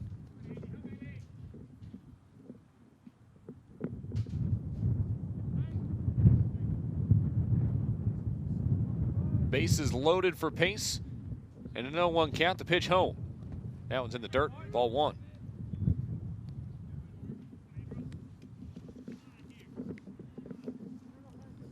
Pace with the bases loaded this year is hitting .375. He's had 8 opportunities with the bases loaded and come up with 3 hits. Hitting .244 with 2 outs this season. Pace has not driven in a run yet in this game, one of few players to do so, although he has scored twice.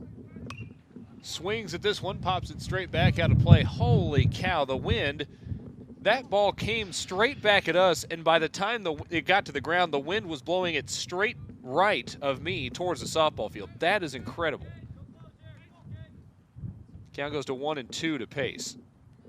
My perspective is directly behind home plate, although I'm kind of, my body is facing out towards, the batting cages over the third base side here, so I'm kind of looking right out the window, but That ball took a hard right as it came back this direction. Here's the 1-2.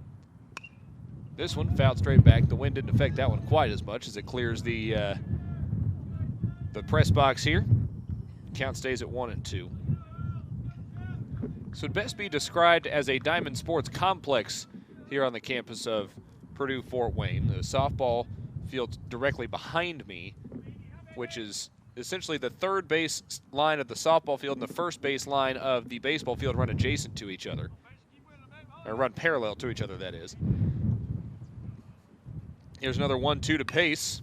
Pops this one in the air, left side. This one could be trouble. The shortstop, Yoho, over to get it. That ball hung up in the air a bunch as well. And Yoho was able to track it down for out number 3. But ORU adds 5 more runs in the inning on 1, 2, just 2 more hits. No errors. Excuse me, 1 error. And 3 left on base. And it's now 16-0 Golden Eagles as we head to the bottom of the third. 8-9-1 hitters due up when we come back for Purdue Fort Wayne. This is Golden Eagle Baseball on the ORU Sports Network. Here's how you can put in just a little effort and help our schools in a big way. Just switch your checking account to TTCU Federal Credit Union. It's easy, and every time you use your School Pride card, TTCU donates to our schools. They've given more than $1 million so far, and they're the only ones doing that. With approved credit, some restrictions apply. TTCU is federally insured by NCOA. TTCU Federal Credit Union. So switch to TTCU and be that person who's helping make a difference for our schools.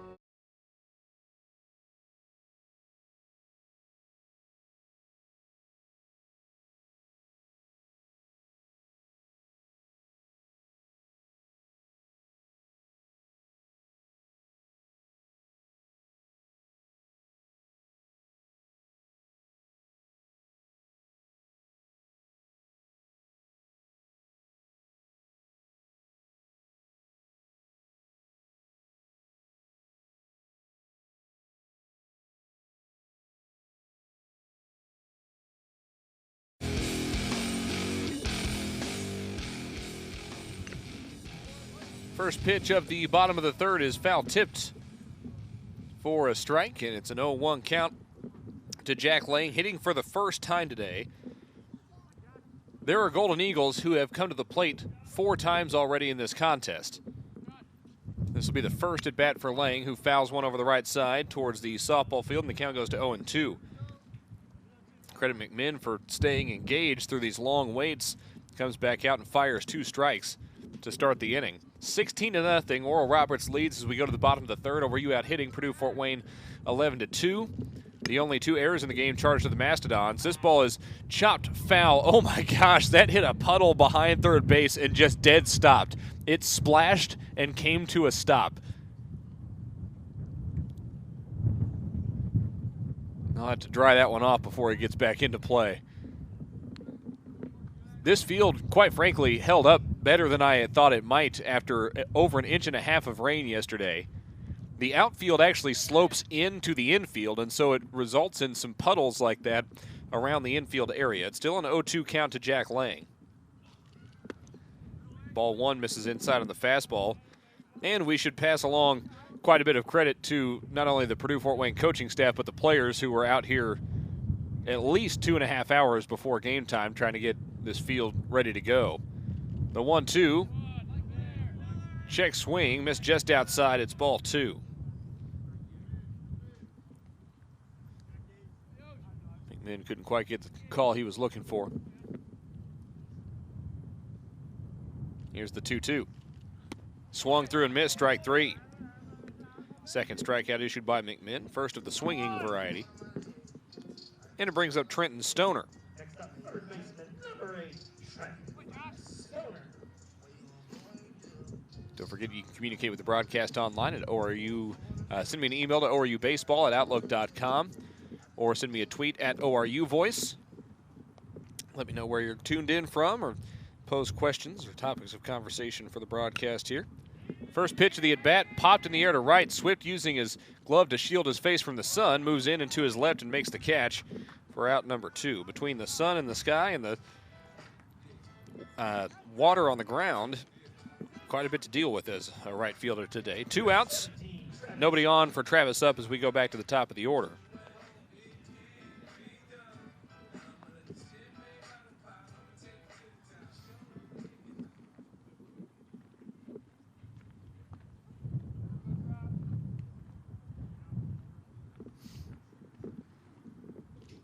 McMinn delivers. Ball 1 is low to Travis Up, who grounded out to first baseman Spencer Henson, his counterpart on the first base bag defensively today. Up, a junior out of LaPorte, Indiana, plays the outfield as well. Ball 2 is off the mark.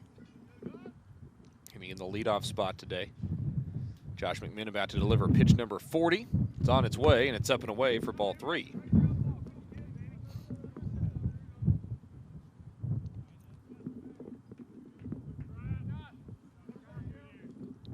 The lone hit in the game for Purdue Fort Wayne came from Garrett Moeller to lead off the second inning. On an 0-2 count that he hit through to right field. Strike 1 is in there as McMinn bounces back. 3-1 count here. Josh threw his windup. Missed away, ball 4. First walk of the game issued by McMinn.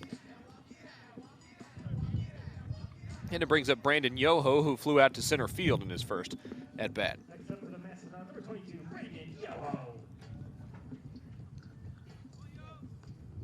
Some blue chairback seats in this front section right in front of me is seating.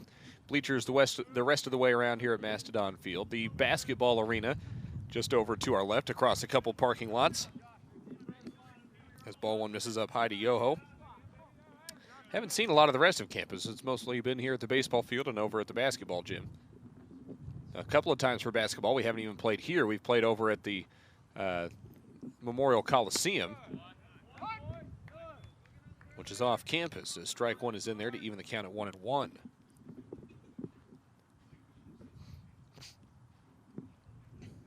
Elsewhere in the conference today, South Dakota State at Omaha. That game getting started in about 15 minutes. Oh, heads up. That one came up high and hit the helmet, I believe. Omaha, that game getting started in about 15 minutes. Oh, heads up. That one came up high and hit the helmet. I believe that have been hitting the helmet in this game. That's not something you ever like to see. Up goes over to second as Yoho is still being tended to.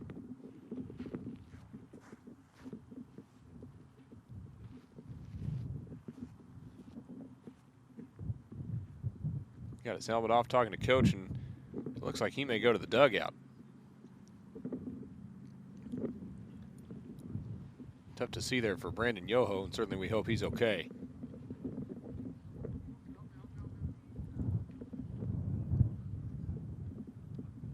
So it would appear we'll have a pinch runner for Purdue Fort Wayne. 2 outs, runners on first and second. Still waiting to see who emerges from the dugout to go pinch run here.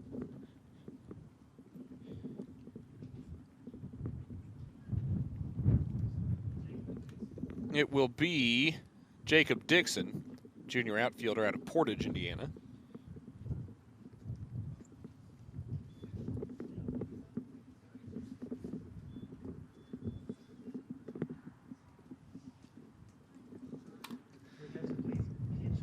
So now runners on first and second with 2 outs here in the bottom of the 3rd inning.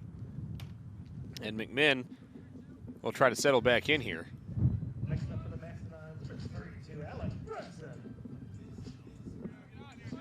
It brings up Alec Brunson, who popped out to Riley Kaiser on an impressive play from Kaiser, tracking that ball with the wind. That ended the 1st inning. So 2 on now, 1 on a walk, 1 on a hit by pitch. McMinn working from the stretch. First pitch is popped foul over the first base side. Henson giving chase. He's not going to have nearly enough room. Wow, that ball carried a long way. I thought that was going to land kind of over here behind the giant pile of quick dry. That actually hit off of the garage area back over there. I tell you what, if you can get one, just make halfway solid contact to right and get it up in the air today, it's probably going to carry out.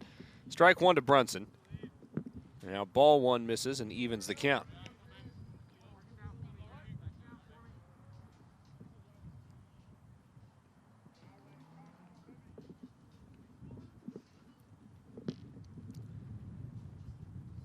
McMinn checks the runner on second. A fastball fouled back over to the softball field, and the count goes to 1-2. No softball here today. We have been, we've had conflicts with that in the past because you can't play a softball and a baseball game at the same time here, but not an issue in today's contest. 2 outs and a 1-2 count. The pitch home. Good looking slider, but McMinn couldn't get the call on Brunson, and the count is 2-2.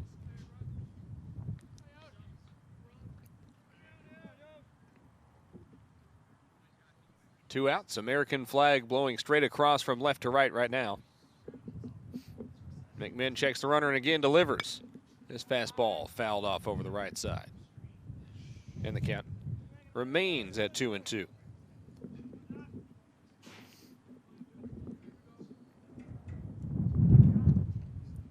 16 runs as it stands for the Golden Eagles currently stands as the third highest total of the year for Oral Roberts. They had 18 against Murray State as another foul ball keeps the count at 2-2. That one on a breaking pitch. And scored 20 against Purdue Fort Wayne at home earlier in the season. That's still obviously in play as ORU has played only come to the plate 3 times, so ORU will have to hit at a minimum 4 more times in this game. The earliest run rule scenario is up 10 through 7. 2-2 on its way yet again. This ball lifted towards center field. Hall going back on it as the wind carries it towards the right center field gap, and it is down and it runs to the base of the wall. 1 run is in. They're going to try to wave a second run in as Wilson catches. Here's the throw from the cutoff man. It's not in time. A 2 RBI double from Alec Brunson. And as we mentioned a moment ago, if you can get one up in the air, it is going to just shoot to right field. Hall never really had a chance to catch up to that one. 2 come in to score, and it's 16-2 as Purdue Fort Wayne is on the board.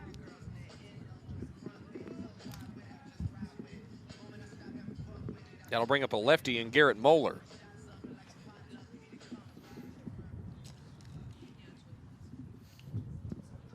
First pitch home, fouled back to the backstop, strike 1.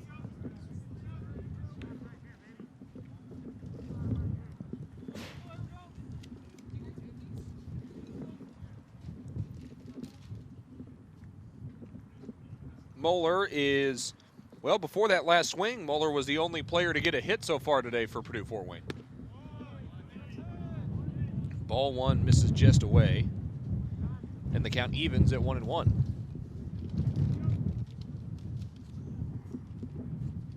Thanks to the fine folks here at Purdue Fort Wayne for bringing in some popcorn. I'm going to set it down out of the wind, and a hot dog. I wasn't sure if this was for me or not. I didn't want to jump to conclusions. The hospitality in full effect here in Fort Wayne as strike 2 is in there.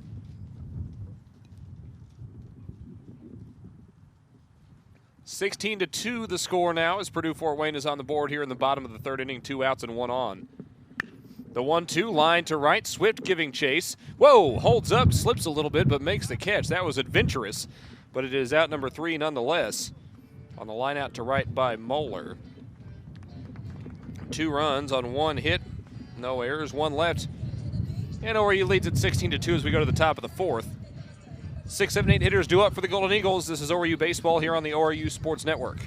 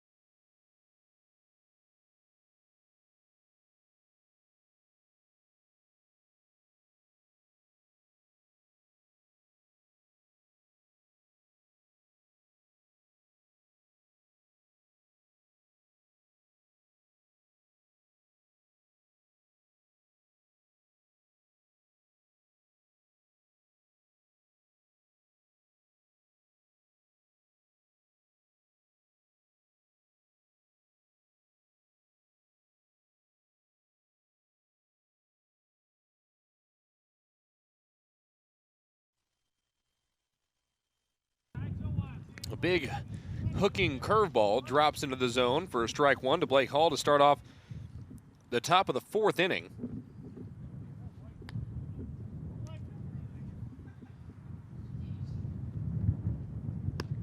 As Hall swings through strike two, and it's an 0-2 count. It's kind of the point where we're in the fourth inning, but in my scorebook, I'm writing on the sixth inning for the Golden Eagles because they've batted around twice, or in two different innings in this contest, and nearly batted around another time, sent 8 to the plate in the second. Here we are in the top of the fourth inning with ORU leading 16-2. Breaking ball misses up and away from Cade Willard. Willard entered the game with 2 outs in the third, walked the first batter he faced, and then got a fly out to end the frame. ORU leading 16-2 out, hitting Fort Wayne 11-2. As a curveball is swung through from Blake Hall, strike three. First strikeout issued by Cade Willard, 1 down.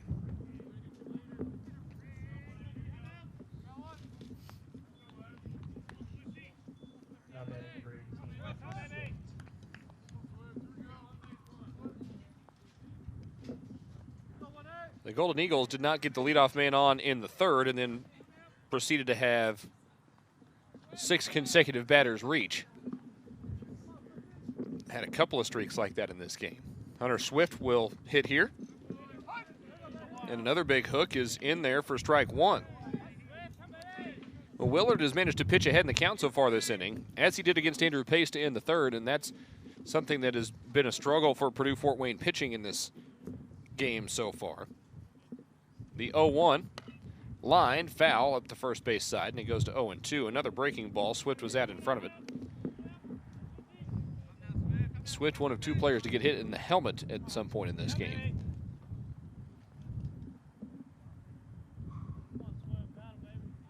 Riley Kaiser waits on deck, who's driven in 7 in the contest, a new career high for him. 3 hits also matches his career high. So he'll be at the plate here in just a moment. The 0-2 to Swift. Shot up the left field line, and it is down in fair territory, scooped up on a hop by Brunson, the left fielder. So Riley Kaiser yet again will come up with somebody on in front of him. No one in scoring position this time.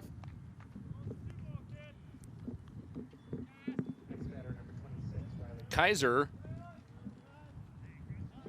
took advantage of the wind direction earlier and hit. I mean, he crushed the ball to center field, no doubt. It actually, the wind helped it blow to right center field and carried it over the wall. But Kaiser has squared the ball up 3 times today. He's hit it right back up the middle every time he's been at the plate. He'll be looking to do the same here. You just absolutely love that approach. As a fastball is in at the letters.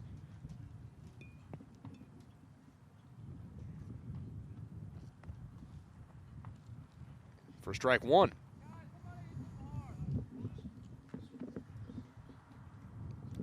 Runner on first is Hunter Swift. Kaiser shoots this one foul, lined it into the netting, which is the softball batting cages over here behind the first base dugout, which houses the Golden Eagles today. Count goes to 0-2 to Kaiser. It was a 2-2 count that Kaiser hit back up the middle for a single. He's driven in 7, scored twice, 3 for 3 on the day.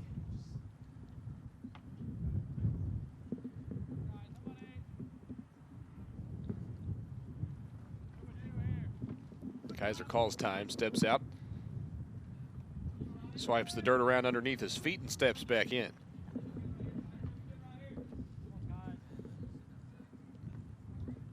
Swift a solid lead over at first. The pitch home, stays up top this time.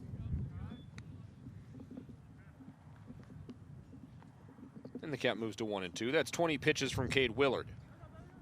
Willard, the 4th pitcher used today for Purdue Fort Wayne.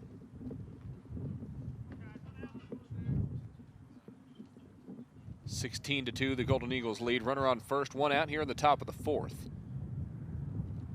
Another pitch home. This one fouled off over the right side. The spin on that was trying to bring it back in towards the field of play, but the wind wouldn't let it.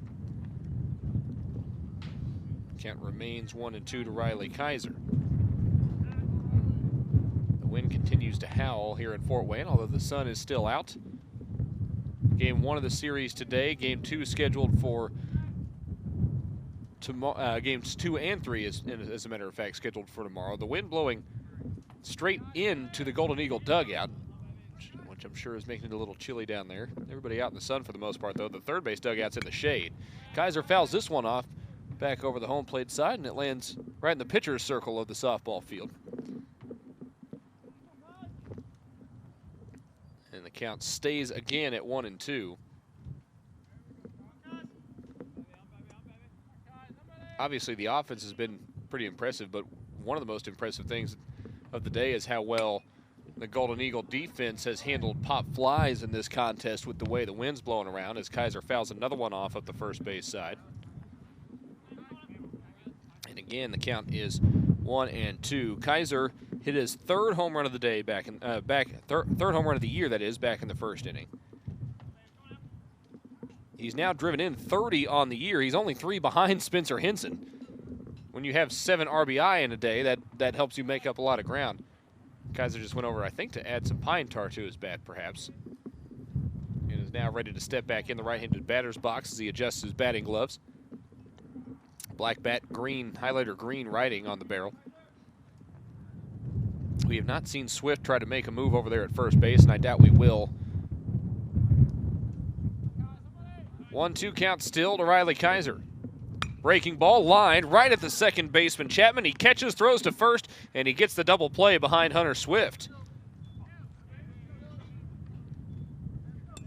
So Kaiser again squares one up, but hits this one right at the second baseman.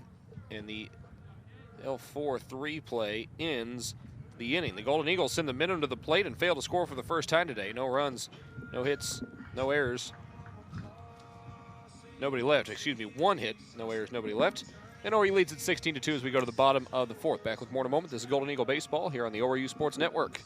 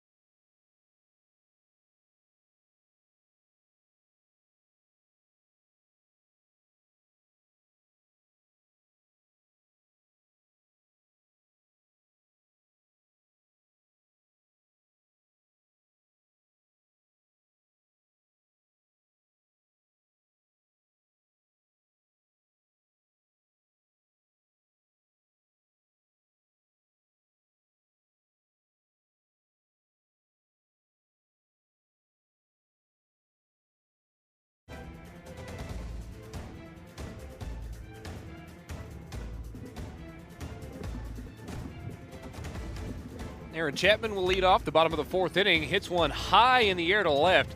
This ball's going to move a ton. Hall, the center fielder, backs up Andrew Pace, who comes over to catch it for out number 1.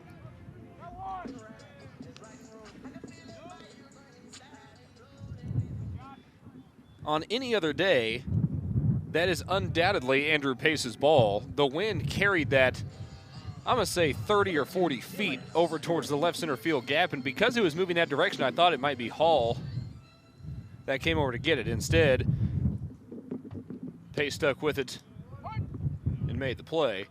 We have a pinch hitter into the game for Andrew LaVere. That is Dylan Stewart.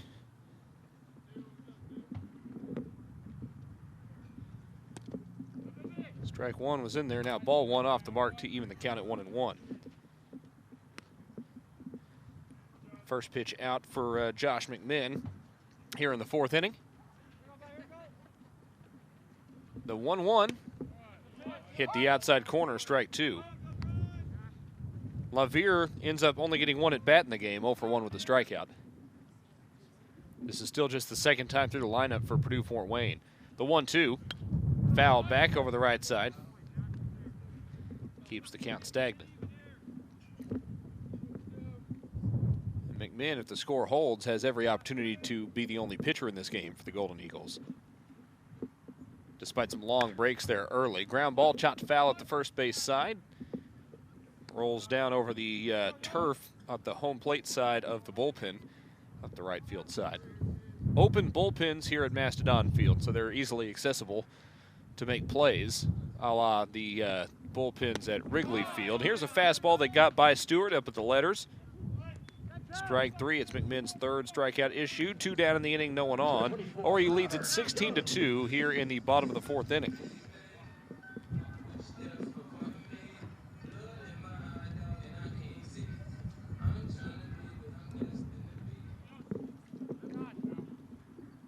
That'll bring Robert Young III to the plate, and strike 1 is a fastball on the inside corner.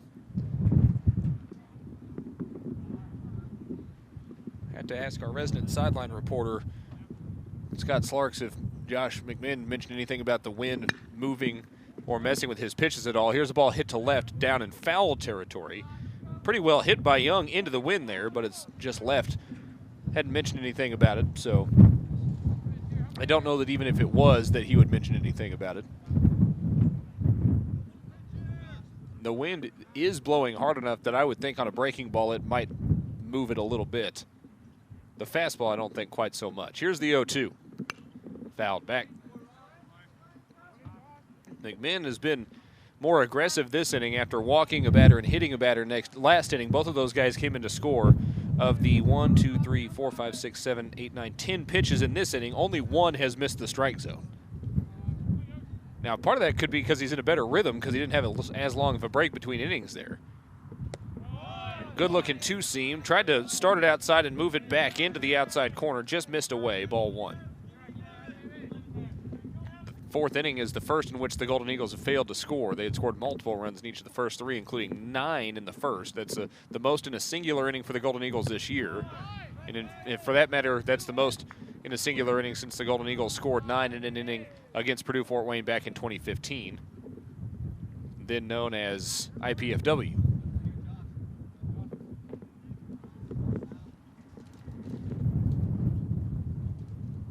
Some sort of game of football catch is happening in front of us. I'm not sure why. As ball 2 is off the mark.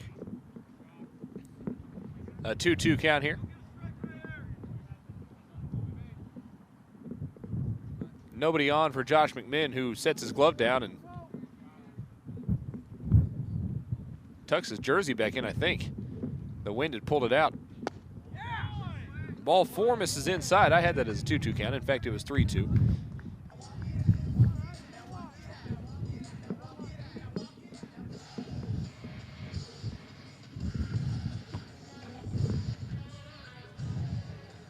.70 pitches now for Josh McMinn. It brings up Jack Lang with a runner on first and 2 outs here in the bottom of the 4th.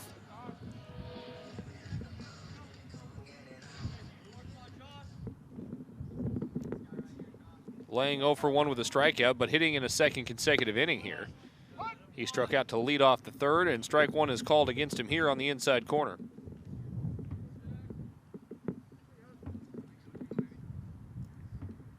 .01 count, 2 outs, so are you leading by 14 runs? A foul ball flown behind home plate and to the first base side. Count again 0-2 to Jack Lang. McMinn has been quite good in terms of getting to 0-2 counts. He hasn't put a ton of guys away today. 3 strikeouts, though, as now make it 4 strikeouts as McMinn ends the inning here in the 4th. And for Josh McMinn,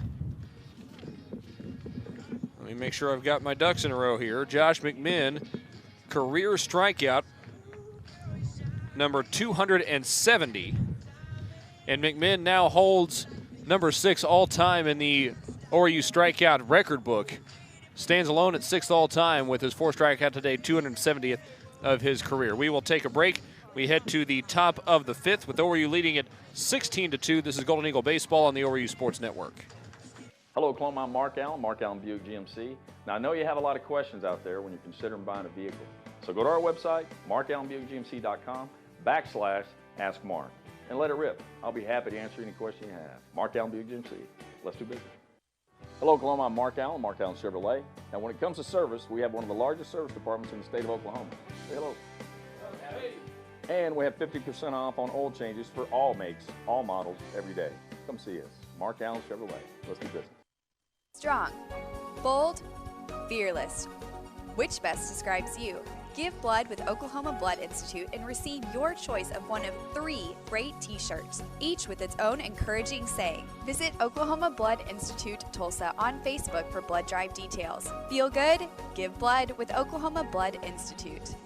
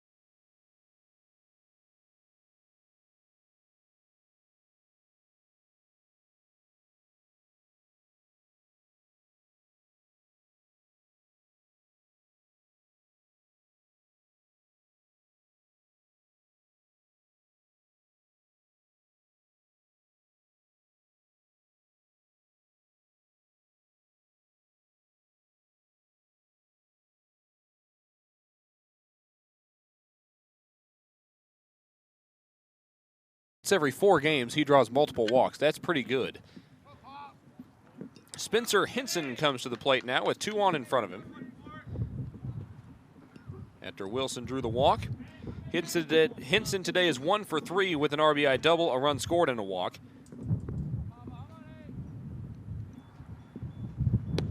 And Henson takes ball 1 outside.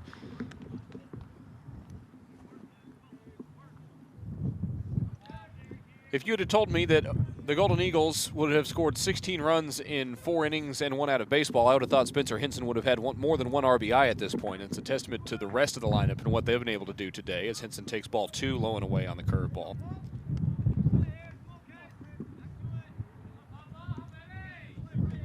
It's not like Henson's having a bad day. 1 for 3 with a walk is pretty solid. An RBI and a run scored. He hit the double straight into the wind down the left field line earlier, and were the wind not blowing in at 20 miles an hour from the left field corner, I think that almost certainly would have gotten out on most other days. Ball 3 is up high. If he hit the ball to the right field foul pole with the same power, it would reach the street.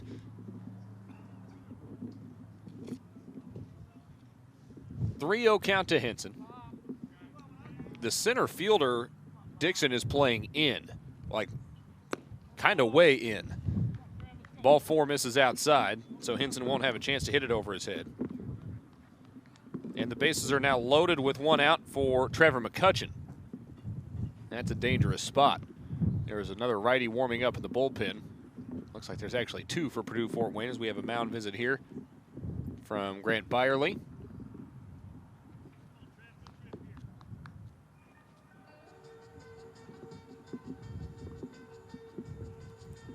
Just a mound visit so far, no changes on the mound yet. Let's take a look here.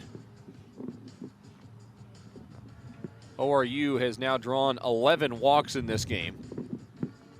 That might be a season high. It's very close to it. I feel like they got to 12 or maybe even 13 in a game earlier this year. I'll have to look into that real quick.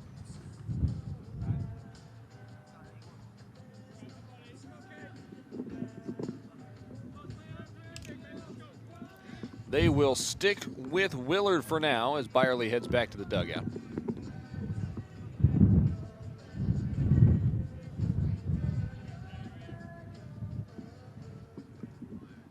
One out, the base is loaded for Trevor McCutcheon. And here's what you do not want to do, because we've seen a lot of first pitch breaking balls from Cade Willard. You cannot hang Trevor McCutcheon a breaking ball today. It will go very, very, very far. First pitch home is a breaking ball, stays up and away, and it's ball 1. McCutcheon has had 1 plate appearance today. He drew a walk in the 3rd inning. So the previous 11 is a new season high in terms of walks drawn. The previous was 10 in the first game of the series against Purdue Fort Wayne in Tulsa. Here's the 1-0. That ball hit well to right field. Young is going back on it. He stops, and he will watch it sail way over the wall. It's a grand slam for Trevor McCutcheon. The Golden Eagles lead 20-2 here in the top of the 5th inning.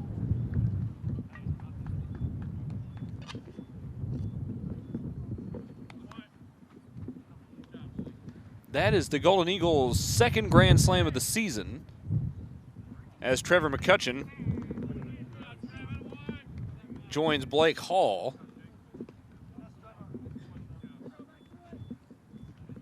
Robert Young ran after that one for about 8 or 10 steps and then decided he needed to proceed no further. It clears the bases, a grand slam for Trevor McCutcheon. His 8th home run of the year. Andrew Pace tried to follow up with another one. Swings through it for strike 1.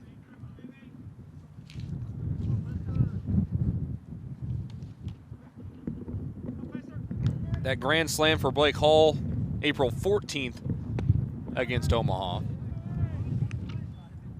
Ball 1 is off the mark.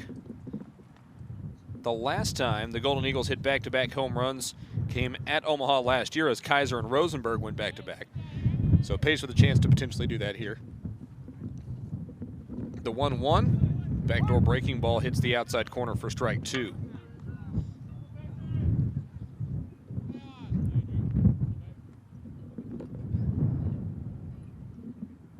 Second home run of the day for the Golden Eagles as Kaiser hit a 3-run jack earlier. 20-0 the score. ORU has scored multiple runs in 4 of the 5 innings that they've hit today. Pace fouls this one off left side. The wind trying to keep that in play.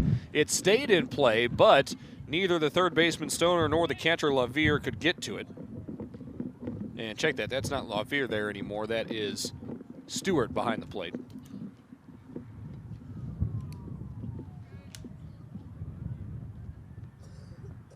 Let's reset the defense for you, as a matter of fact. Stewart behind the plate, up at first, Chapman at second, Lang now at short, Stoner at third, Brunson in left, Dixon in center, and Young in right. 1-2 count here, still to Pace.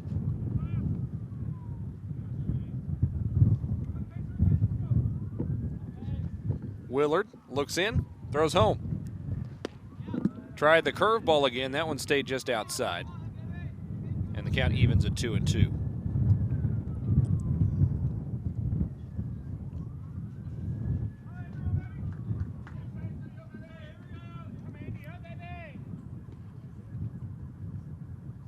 Runner on second with 2 out for South Dakota State in the top of the second inning. Pace hits one hard to right. Young going back on it. He's not going to get there as it hits off the top of the wall. Pace rounding first and heading for second. He'll have a stand-up double. That was maybe 2 feet from being back-to-back home runs for the Golden Eagles. Pace will have to settle for the double. But for Andrew Pace, it's his 3rd hit of the game and his 2nd extra base hit of the contest. And he's on second with 1 out for Blake Hall. Next batter, number 7, Blake Hall.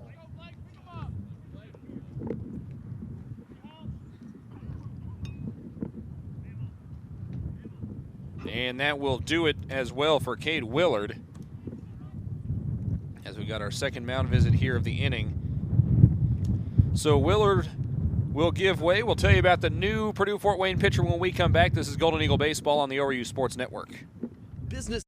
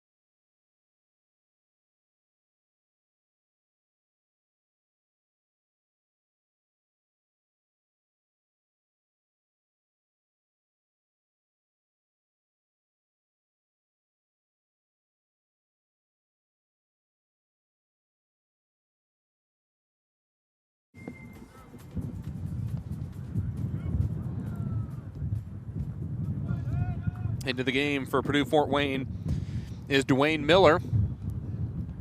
Miller, a 6-foot junior out of Edgerton, Ohio. He's got an ERA of 11.12 over 17 appearances. He's thrown 17 innings exactly. Allowed 28 hits, 24 runs, 21 of them earned. Struck out 11 and walked 13. A .364 average against him. Of the 28 hits he's allowed this year, 9 of them have been for extra bases, including 1 home run. Blake Hall steps to the plate with a runner on second. Check that, pinch hitter. And it's Drew Lowe at the plate here for Hall. Ball 1 misses way outside, and the wild pitch will allow Andrew Pace to advance.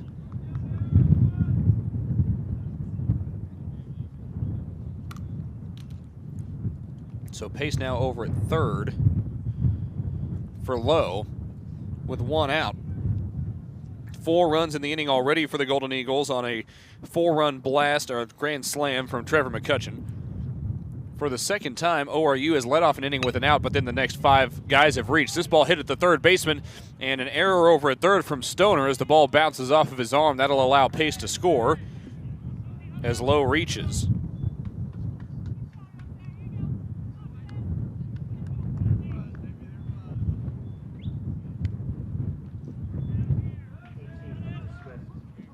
So Lowe does drive in the run. He gets the RBI on what was initially going to be a ground out, but instead he reaches on the error. 1 out. It's the 3rd error of the game for Purdue Fort Wayne. 21-2 the score. 1 out, and here comes Hunter Swift.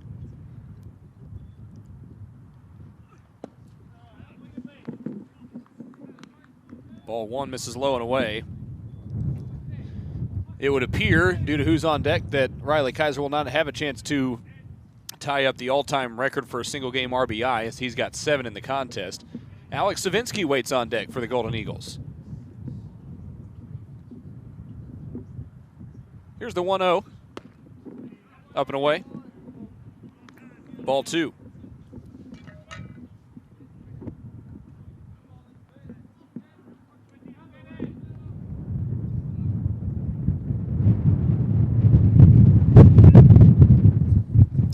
Count.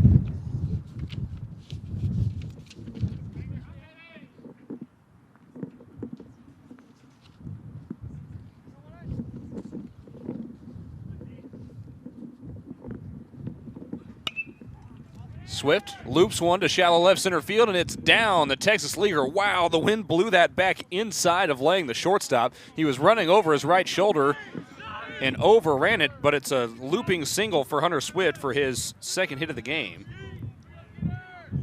And that will bring up Alex Savinsky.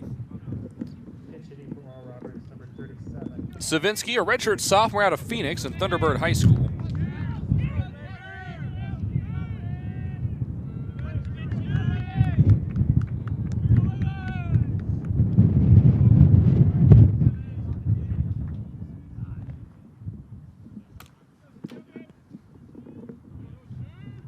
Savinsky, one of my favorites to be around. Always a smile on. Great sense of humor. Good taste in music as well, I might add. Got a chance to hear him humming several different songs on the 13-hour bus ride yesterday. He comes to the plate 0 for 2 in his career. Takes ball 1 low and away. This is the 9th batter of the inning for the Golden Eagles. 1 out, 2 on. Both of Savinsky's appearances came a year ago in the 2018 season after taking a red shirt in 2017.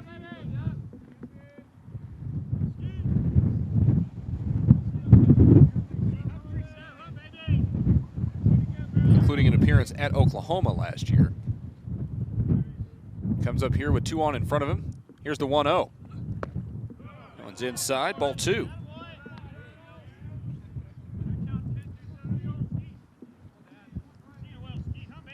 Savinsky spends a lot of time in the bullpen working with the pitchers for this ORU squad. He's good in that role. Good to see a chance for him to hit at the plate here. And because he is a heady player, he's going to know the scouting report. And he's going to know what he wants his approach to be at the plate here as strike 1 is called. Dwayne Miller has actually pitched fairly well. Poor guy had an error on the first batter that he faced, and then just a Texas leaguer single. So neither of the guys who have reached against him have hit the ball particularly well. Miller with a little bit of a unique throwing motion as he checks the runner at second. Delivers from the stretch.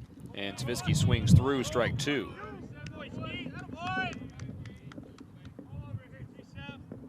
Herky-jerky, I think, would be a good way to describe it. A lot of kind of quick, violent movements.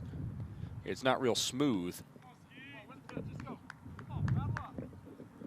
Savinsky at the plate. Martinez waits on deck. ORU with 5 runs in the inning, leading 21-2 here in the top of the 5th inning in Fort Wayne. Another check of the runner at second. Miller delivers home. Ball 3 is up. Savinsky trying to reach base for the first time in his career.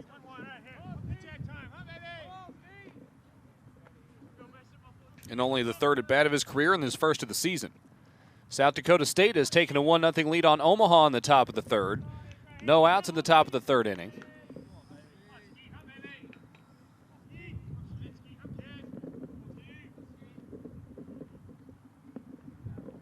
They scored that run in the 2nd as Savinsky takes ball 4 low. And Alex has reached base for the first time in his career on a walk to load the bases with only 1 out for Anthony Martinez here in the 7th inning.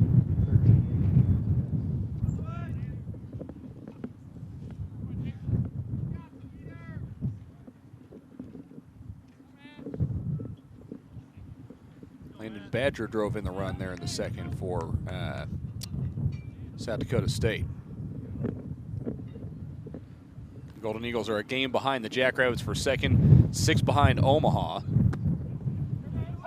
As strike 1 is delivered to Anthony Martinez, who struck out to start this inning. If you ask me, the ideal scenario for the Golden Eagles in this weekend would obviously be for them to win 3 games, but then also for South Dakota State to actually sweep 3 from Omaha and bunch everything up there at the top. 0-1 count to Martinez, who has had a great day at the plate so far. Hits this one hard to the right center field gap. That is a lot of trouble. That's got a chance to get out, and it's gone! A 2nd grand slam for the Golden Eagles in the same inning as Anthony Martinez hits one over the right center field wall. It is 25-2 here in the 5th. And now allow me and Slarks to dive into the record books, because you don't see that very often. 2 grand slams, not only in the same game, but in the same inning, as Martinez follows up McCutcheon's grand slam with a bomb of his own. Okay, let's look into this a little bit here. It's 25-2, and now Alex Schmitz will come to the plate. He'll pinch hit for Jake McMurray.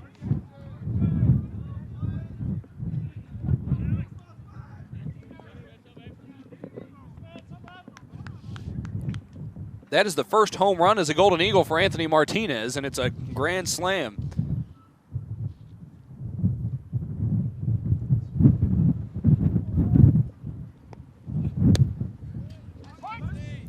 Strike 1 is called to Alex Schmitz. So Jake McMurray ends his game by going 0 for 0 with 2 hit by pitches, 3 walks, an RBI, and 3 runs scored. Pretty good day. Never even had to take the bat off of his shoulder. Schmitz hits one hard to left, giving chases Brunson, the left fielder, but he's able to track it down for out number 2 in the inning. Pretty well hit by Schmitz, but straight into the wind. Okay.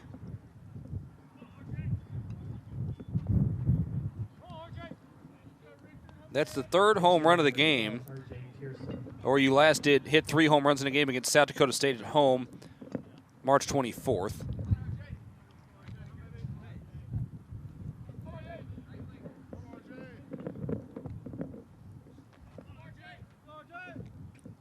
Now R.J. Pearson to the plate. First pitch home to him is a strike on the outside corner.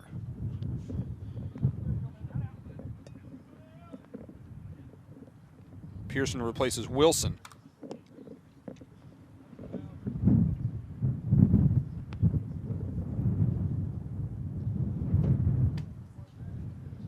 Nobody on, 2 down. Pearson swings through strike 2 on the outside corner.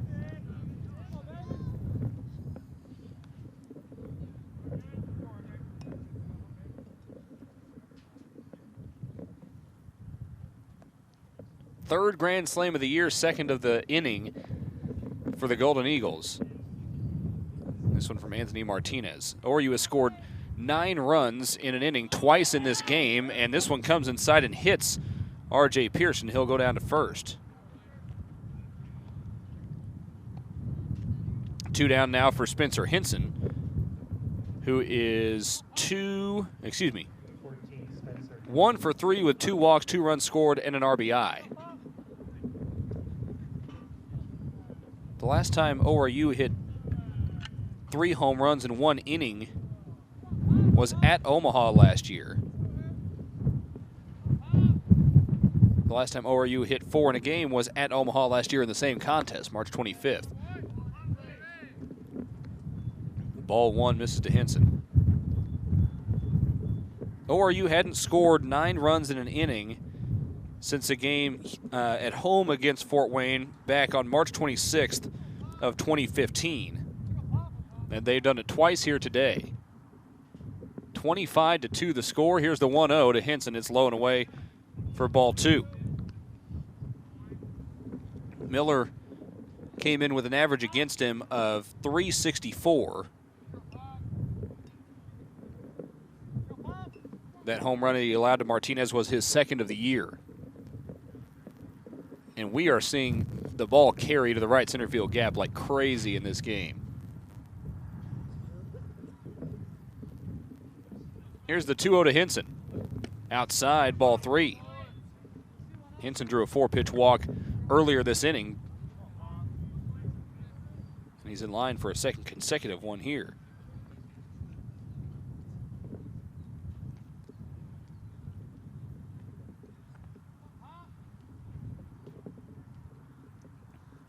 Here's the 3-0 to Henson. That one's in there for a strike. It may take some time at the computer back in the hotel room to figure out whether the Golden Eagles have ever hit 2 grand slams in the same game, much less in the same inning.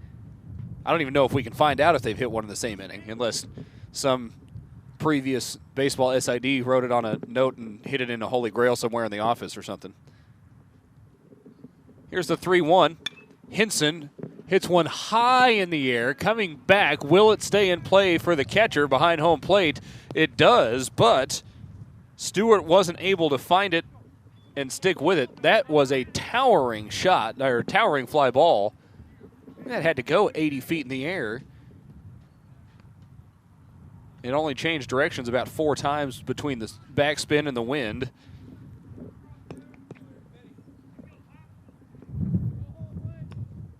Falls safely for strike 2.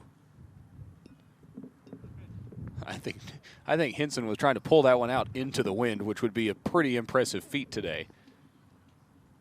The wind blowing across from left to right. Full count, runner on first, 2 outs. The pitch home. Henson loops it to right, and it's down for a base hit.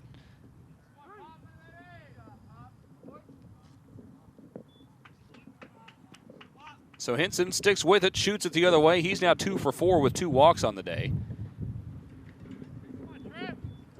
The single moves Pearson into scoring position at second base, still 2 outs, and Trevor McCutcheon, who's already hit a grand slam in this inning, will come back to the plate. If McCutcheon were to manage to hit another home run here, not only would he have hit 2 home runs in the same inning, there would be 2 Golden Eagles that have driven in 7 in this game.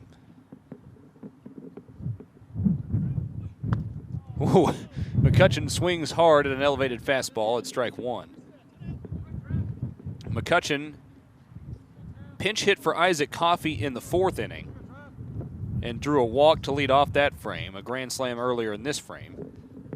So 1 for 1 with a walk, a run scored, and 4 RBI. 25-2 the score. ORU has 17 hits. Both of those, I believe, are season highs. I know the run scored is. I'll have to check on the hit total. Ball 1 misses just outside.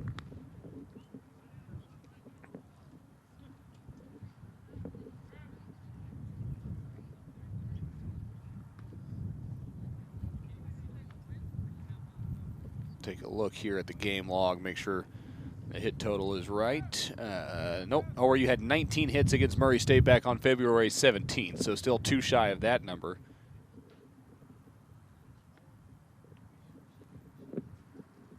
this would tie with the second game of the series against Purdue Fort Wayne at home for the second most hits in a game this season. Here's the 1-1. Up and away. Ball 2. And this is still just the 5th inning.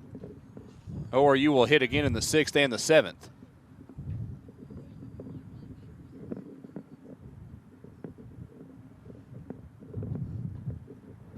Two-1 the count to Trevor McCutcheon. 2 outs. Runners on first and second in front of him. Andrew Pace waits on deck. Miller checks the runner at second. Checks again. Nobody covering. Throws home. McCutcheon foul tips this one back to the backstop. The count evens at 2-2. I will say this in defense of Dwayne Miller in this inning. Short of Alex Savinsky, who he walked, he's not put guys on.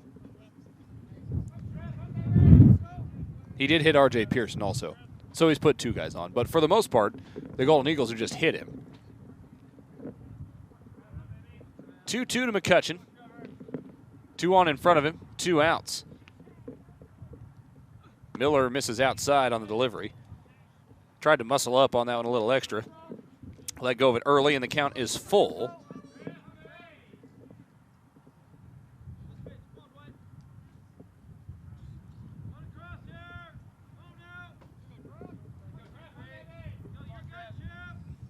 The sun, I wouldn't say is setting, but we're starting to see a few shadows be cast out over the field here at Mastodon Field in Fort Wayne.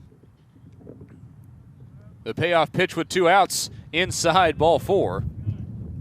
And that will walk the bases loaded for Andrew Pace. This is the 3rd time that the Golden Eagles have loaded the bases in this inning. And in the previous 2 times, somebody hit a home run. And Andrew Pace, keep in mind, was about 2 feet shy from hitting a home run in his last at-bat earlier this inning. And we will see a new pitcher to face Andrew Pace. Dwayne Miller's outing comes to an end. Pitcher number 6 of the game will enter for Purdue Fort Wayne. Another righty coming in. We will take a break. ORU leads Purdue Fort Wayne 25-2. This is Golden Eagle Baseball on the ORU Sports Network.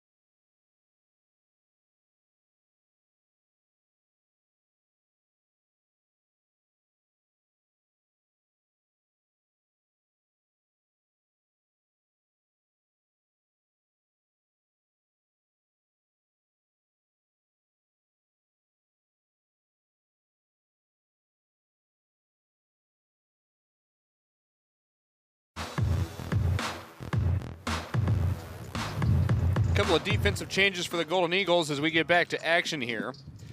Alex Schmidt's now playing third. Pearson is at second base.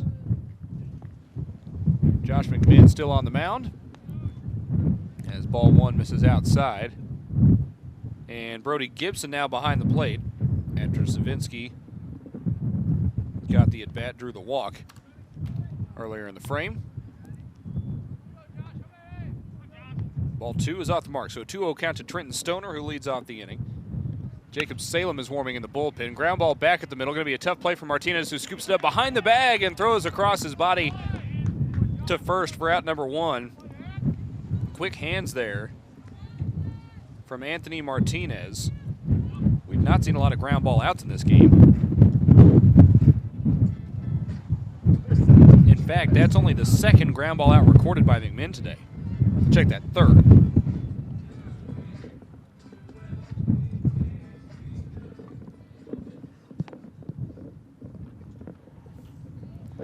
So with Salem warming in the bullpen as ball one misses low and away to Travis Up, I am guessing that this will be McMinn's final inning. My assumption is they'll let him pitch through this, and he's been pitching, even though he's only into the fifth inning, he's only allowed 2 runs on 2 hits, and he's only thrown 78 pitches as ball two is off the mark. He's also been pitching for 3 hours. The 2-0 misses inside, ball 3 to Travis Up, who is 0 for 1 with a walk. 25-2 the score. Oral Roberts leads in the bottom of the 5th, out hitting Purdue Fort Wayne 17-2 as the strike hits the outside corner. All 3 errors in the game charged to the Mastodons. Doubleheader scheduled for tomorrow as Up swings through strike 2 and the count is full. Initially scheduled for noon. It is possible that it could be moved up. We'll keep you updated. That would be noon Eastern, 11 Central. If it gets moved up, it would be moved up to 11 Eastern, 10 o'clock Central. The full count pitch is hit hard to right. Swift is going back on it, looking up into the sun and makes the catch. Check that, that's not Swift. That's Drew Lowe in right field. Well played by the freshman out of Broken Arrow for out number 2.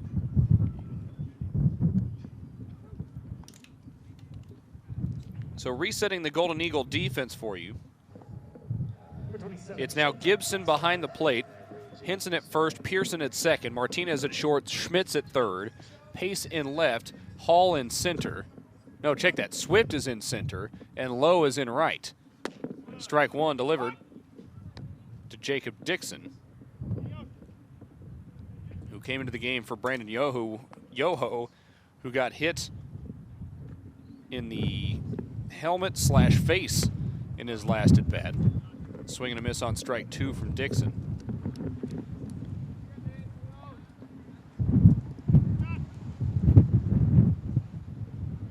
Big gust of wind blew some dirt up into Josh McMinn's face.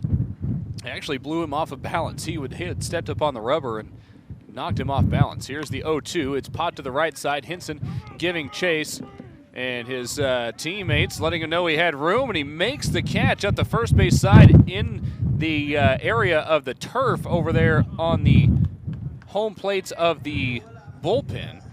That's quite a play from Spencer Henson for out number 3.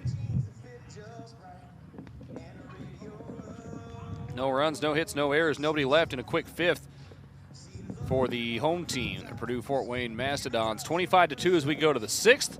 Back with more in a moment. This is Golden Eagle Baseball on the ORU Sports.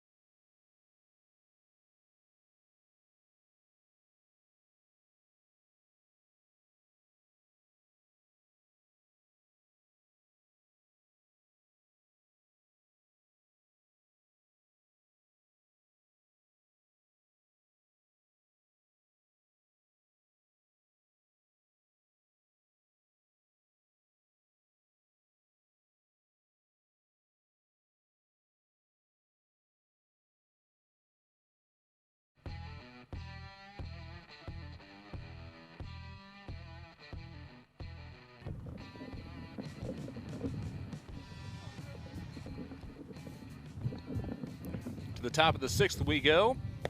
And ball 1 misses low and away to Drew Lowe. 0 for 1 with an RBI and a run scored, reached on an error in his first at bat. Facing Trevor Armstrong here.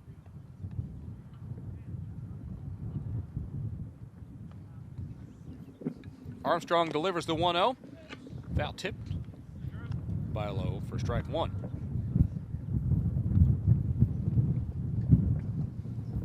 ORU leads 25-2 as we go to the top of the 6th.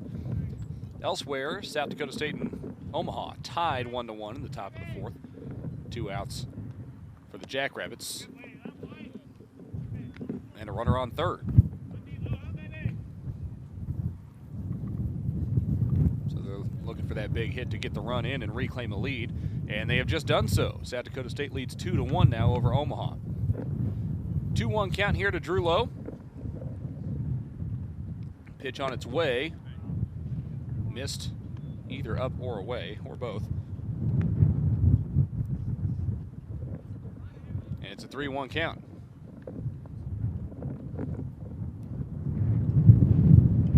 The wind continues to blow hard from left to right field. See if Lowe can't get one lifted in the air to the right side. Instead, he takes ball 4 inside and draws the leadoff walk. That'll bring up Hunter Swift. Next batter, 18, Hunter Swift. Swift today is 2 for 3 with a hit by pitch and a walk. He has scored 3 times. Has not driven in a run yet today.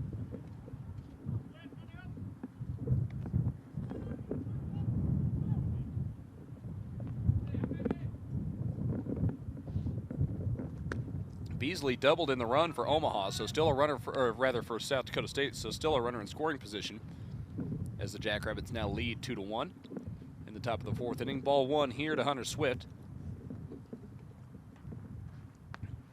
Swifty's hit 2 home runs on the year, 8 extra base hits in total. 2 singles for his base hits today. The 1-0. Caught the outside corner, well located pitch there from Armstrong. He evens the count at 1-1.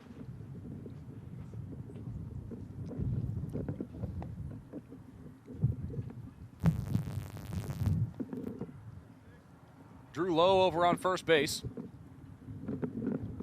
after the leadoff walk. 17 hits, tied for second most on the season for the Golden Eagles. Swift pops one foul out of play. The count goes to 1-2. The season high is 19 against Murray State back in the 3rd game of the year. ORU scored 18 runs in that contest. 25 is a new season high for the Golden Eagles.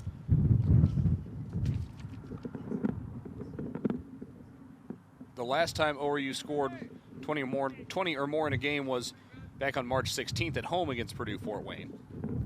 Whoa, heads up. Hunter Swift has already been hitting the helmet once today. He dives out of the way of another one. Count evens at 2-2.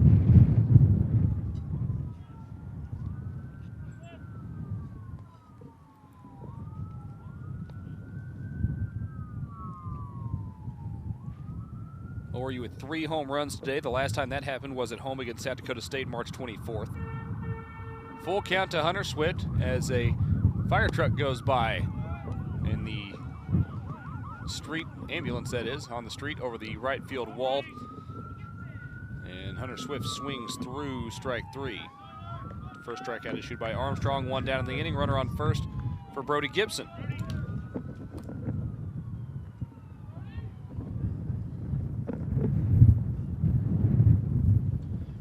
Brody, the 3rd player to hit in the 8th spot in the order today. Riley Kaiser started off the day there, drove in 7 runs, a career high, tied a career high with 3 hits. Alex Savinsky drew a walk in there as well. And strike 1 is delivered to Gibson. The only time this spot of the order has gotten out today was when Kaiser hit a line drive right at the second baseman that turned into a double play in the 4th. Low on first, 1 out.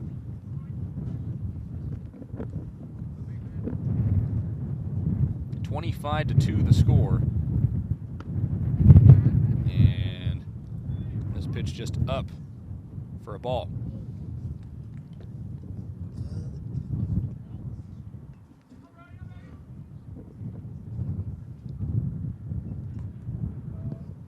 Brody Gibson on the season, coming off of a big 2-hit game against Oklahoma. On the year is hitting 200. A big breaking ball drops in there for strike 2.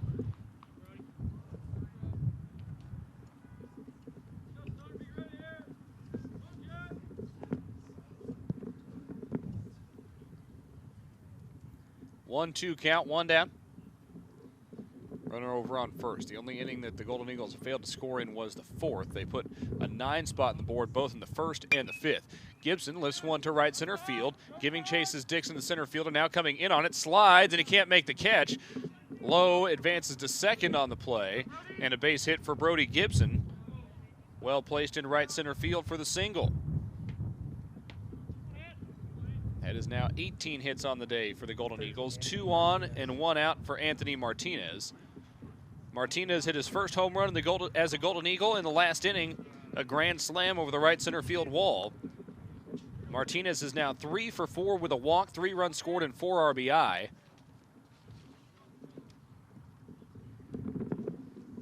For Martinez, the 4 RBI is a career high. His previous high was 2. The 3 hits ties a career high against Murray State. And the 3 runs scored ties a career high as well. That came against Purdue Fort Wayne at home on March 16th. Strike 1 is in there to Martinez. Also in this game, Josh McMinn took over 6th all-time on the ORU strikeouts list. Ball 1 is in the dirt to even the count. Been a handful of records in this game for the Golden Eagles.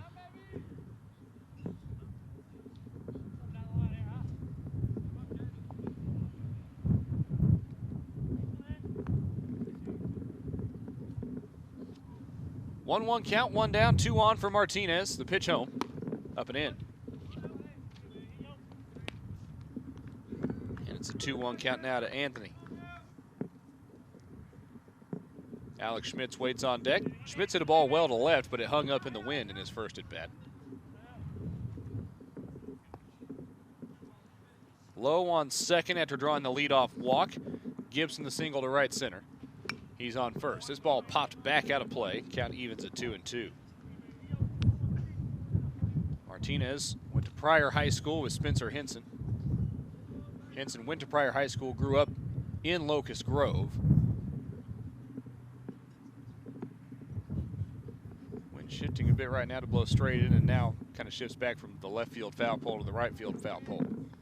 Right fielder basically looking straight into the sun right now. The 2-2. Chopped at and hit foul over into the left field area of the softball diamond. The count stays at 2-2.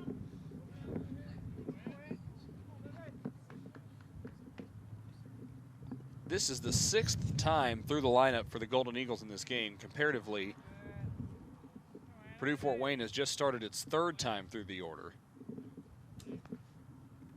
They'll have the 3, 4, 5 hitters due up in the bottom of the 6th. Alex Schmitz knocking the dirt off his cleats near the crowd mic there, as you can hear. 2-2 count to Martinez. Armstrong delivers home. Curveball, chopped back up the middle, hits off the glove of Martinez. Going to be a tough play, and the second baseman, Chapman, couldn't quite pick it up cleanly. Martinez reaches. That'll be scored a hit. That's a tough play for an infielder to make once it hits off of the pitcher's glove, because that really takes away every margin for error. It took some goofy hops, so the bases are now loaded on the single from Martinez. He has a new career high, 4 hits on the day. Slarks' post-game recap of this game is just going to be a bullet point list of career highs for guys today. 1 out, the base is loaded, and Alex Schmitz takes ball 1. Armstrong tried the big hook there, and it stayed up high. Cade Willard actually was as successful as anybody in terms of throwing breaking balls for first pitch strikes in this game. and was able to keep the Golden Eagles off the board there in the 4th inning. ORU's not yet scored here in the 6th either, though Alex Schmitz is trying to change that. He fouls off strike 1.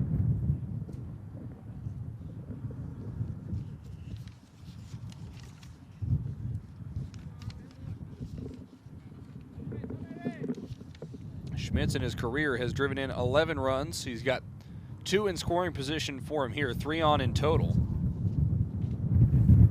Here's the 1-1 outside for ball 2. And Golden Eagle hitters have kept their composure, kept their approach at the plate throughout the course of this game. Just because the score has ballooned, they haven't really started just chasing things at the plate.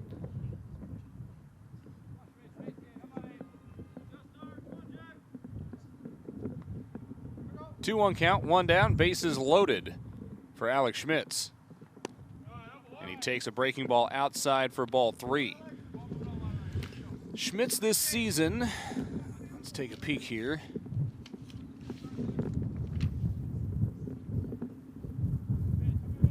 Is 1 for 1 with the bases loaded, batting 1,000. Here's the 3-1. Fouls it back to the backstop, and the count is full. 1 out. 19 hits for the Golden Eagles now on the day. Those 19 hits tie a career high, or rather a season high, set in Game 3 against Murray State.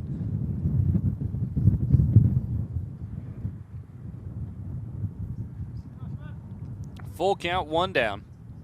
And the bases loaded in front of Alex Schmitz. Armstrong comes set, delivers home. Got Schmitz to swing through it and miss, strike 3. 2 down. Bases loaded for R.J. Pearson.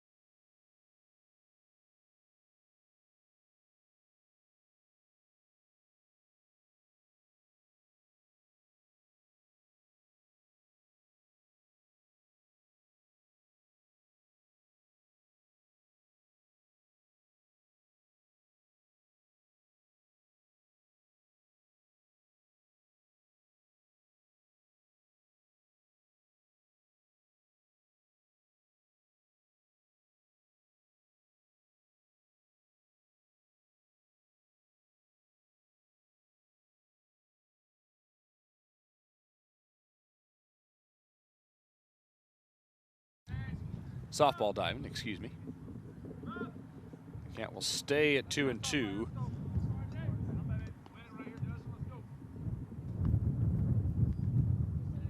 Pearson trying to find a way on base. Any way on base would score a run at this point. 2-2 pitch. Armstrong delivers home. Another breaking ball. This one stays up high. The count's full.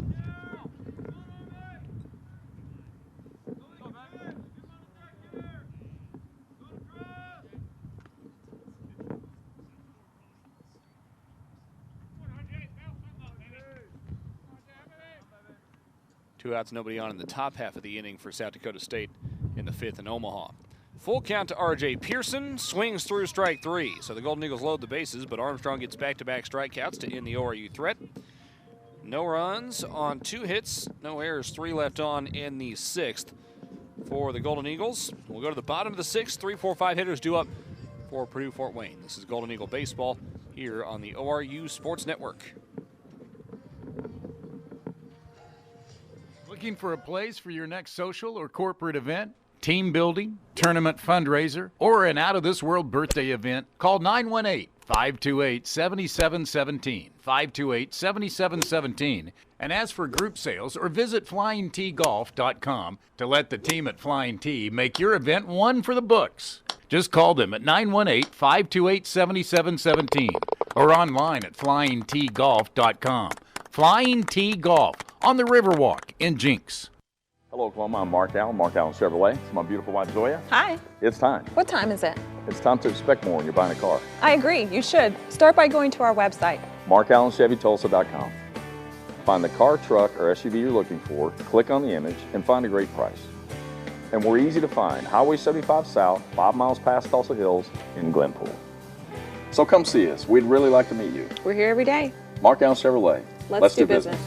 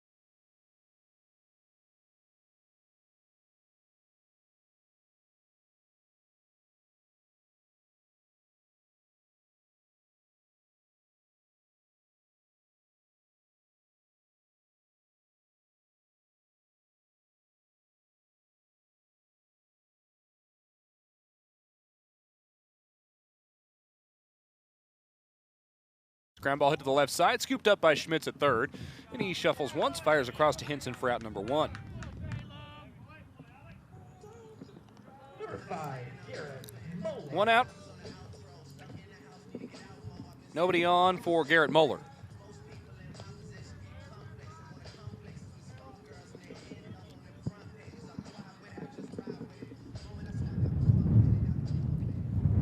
McMinn in line for the win. A pop fly lifted to shallow left. Going to be a tough play. It's down in fair territory behind Alex Schmitz at third base. That one just hit into the Bermuda Triangle. No way for anybody to get to it. And a bloop single for Garrett Moeller. Next up for the Mastodon, number 13, Aaron Shipman. So the 3 guys chasing that ball. Schmitz at third. Martinez from short, Andrew Payson left. All 3 guys had their hat blow off while chasing that baseball. 2-2 in the bottom of the 5th now in Omaha. Nobody on, nobody out for the Mavericks. Ball 1 misses away to Aaron Chapman. Only 4 pitches from Salem so far. He's had an out and allowed a bloop single. Here's the 1-0 to Chapman. Grounded to the left side. Martinez scoops it up, tosses it behind himself to the bag at second. The turn to first is in time for the double play. A 5-pitch inning from Jacob Salem here in the 6th. The 6-4-3 ends the frame.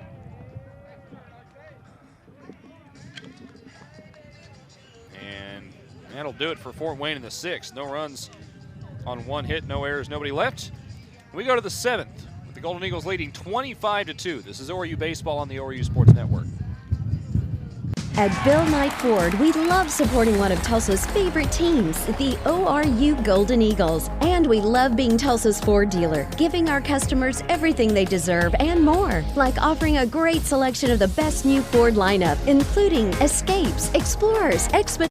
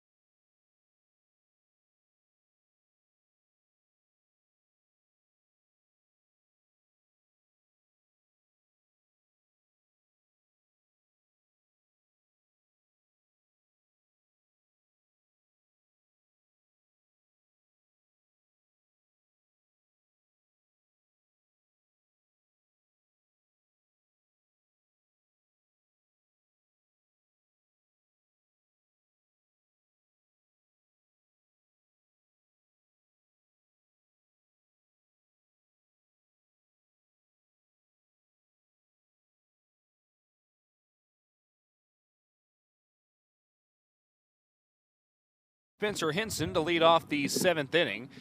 25-2, the Golden Eagles lead. At strike one is delivered by Trevor Armstrong. Henson ends his day going 2 for 4 with a couple walks, 2 runs scored and an RBI. Jack Rosenberg waits on deck. He'll pinch hit for McCutcheon. Ball 1 misses outside. That evens the count. McCutcheon, unless he does surprise us and come to the plate even though he's not in the on-deck circle, in a pinch hit appearance went 1 for 1 with 2 walks and a grand slam. That's highly effective.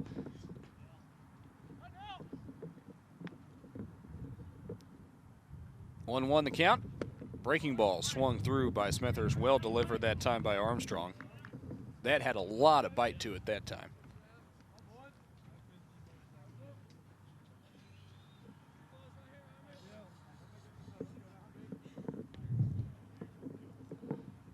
One-two count. Nobody out, nobody on here in the top of the 7th inning. Shot, line drive, foul. It's a home run on the softball field. Just cleared the left field wall. Count stays at 1-2.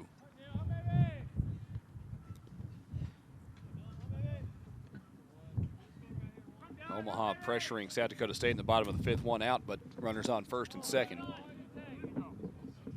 Check swing.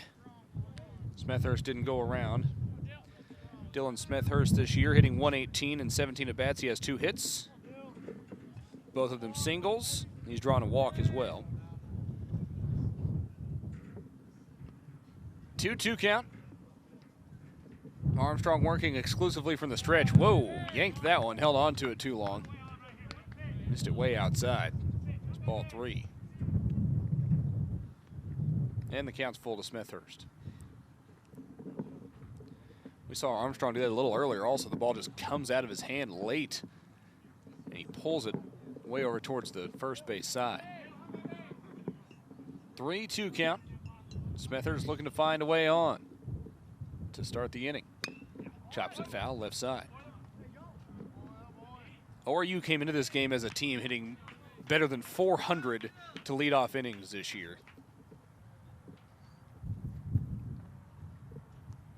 They've had the leadoff man reach a couple of times today as well.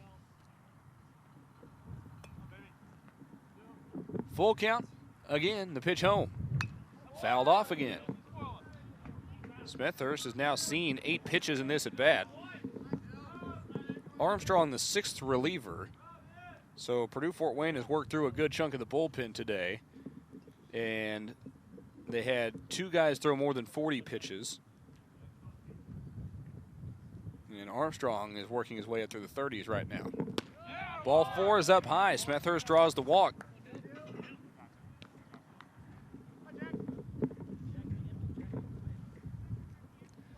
That is now a season high 15 walks drawn by Golden Eagle hitters today. Purdue-Fort Wayne came into the game walking a little over 8 per contest. Here's Jack Rosenberg, pinch hitting for McCutcheon.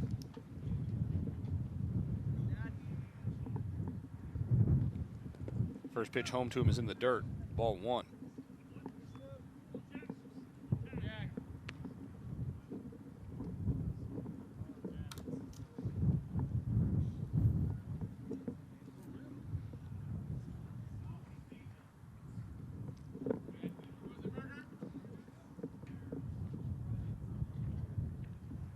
Rosenberg, a 133 hitter on the year, does have a home run and a double to his credit. Fouls this one back over the right side.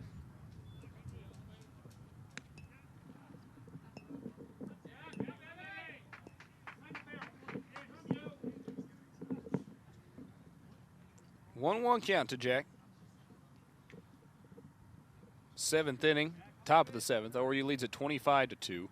19 hits, ties the season high. 25 runs is a new season high, surpassing the 20 in a game of the series at home against Purdue-Fort Wayne. Pop foul to the right side, and the first baseman up is over to get it on a decently long run for out number 1. That'll bring up Andrew Pace. Andrew Pace is one of only 2 starters still in the game for the Golden Eagles, he and Hunter Swift.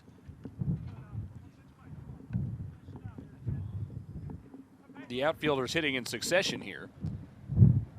It'll be Pace, then Lowe, then Swift. South Dakota State able to get out of the jam in the 5th. And they are tied with Omaha, 2-2 as they go to the top of the 6th inning. Ball 1 misses low and away to Andrew Pace, who is hitting now for the 7th time today. He's 3 for 6 with 2 doubles and 3 runs scored. Has not driven in a run, was very close to a home run back in the 5th inning. First at bat for him in the 5th inning of the 2 he had. Here's the 1-0, inside, ball 2.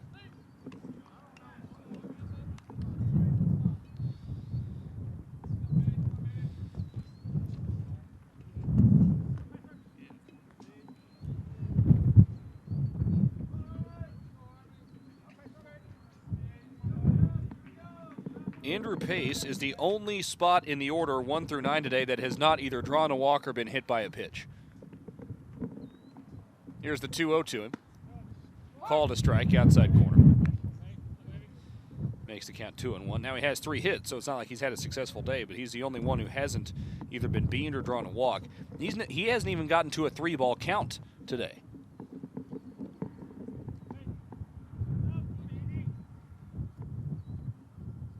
Two-one count, the pitch home.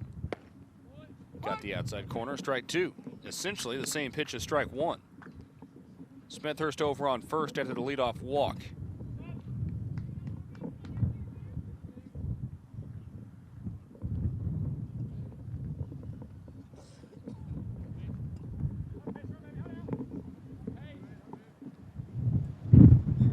Pace awaiting the 2-2 offering. Breaking ball, he loops it at the shortstop, catches it on 1 hop, the flip to second for 1, turn to first is in time for the double play. And that will end the inning on the 6-4-3 double play. And we head to the bottom of the 7th with ORU leading at 25-2. This is Golden Eagle Baseball on the ORU Sports Network.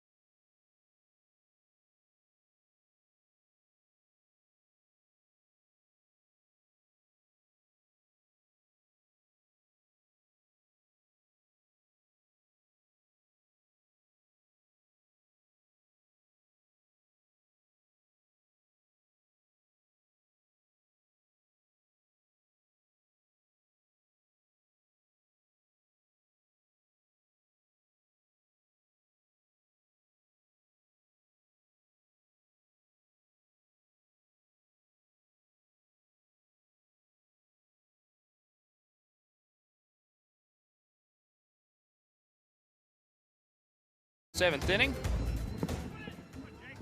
We got some defensive changes for you around Jacob Salem. We'll tell you about him here momentarily as Salem delivers a ground ball hit to the right side, scooped up by Pearson, and he throws over to first for out number 1 to retire the leadoff man, Dylan Stewart. Only the 5th ground ball out issued by Golden Eagle pitching today. All right, so it's Salem on the mound, Gibson behind the plate, Schmitz moves from 3rd to 1st, Pearson still at 2nd, Martinez at short, Smethurst at 3rd. He's the 3rd different player to man the hot corner today. Pace in left, Swift in center, and Lowe in right. 1 down. Nobody on for Robert Young. Check that. It'll be Braxton Turner pinch hitting for Young.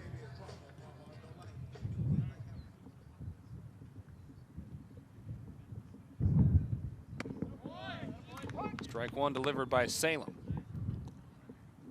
Turner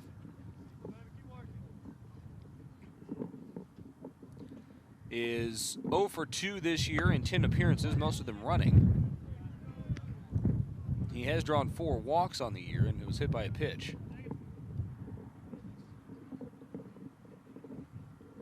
Here's the 1-1.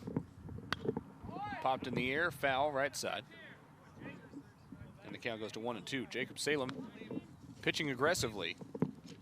Faced the minimum in the 1st, including a double play after a bloop single.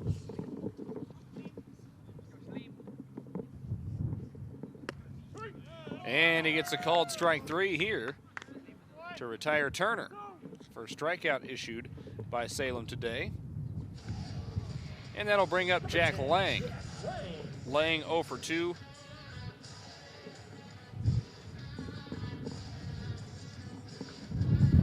With a couple of strikeouts today.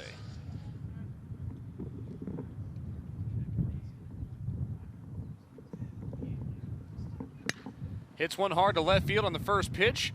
Back forward is Pace, and he makes the catch for out number 3. So Salem faces the minimum over 2 innings, and the Golden Eagles wrap up a 25-2 victory in Game 1 of the series. A doubleheader is set for tomorrow.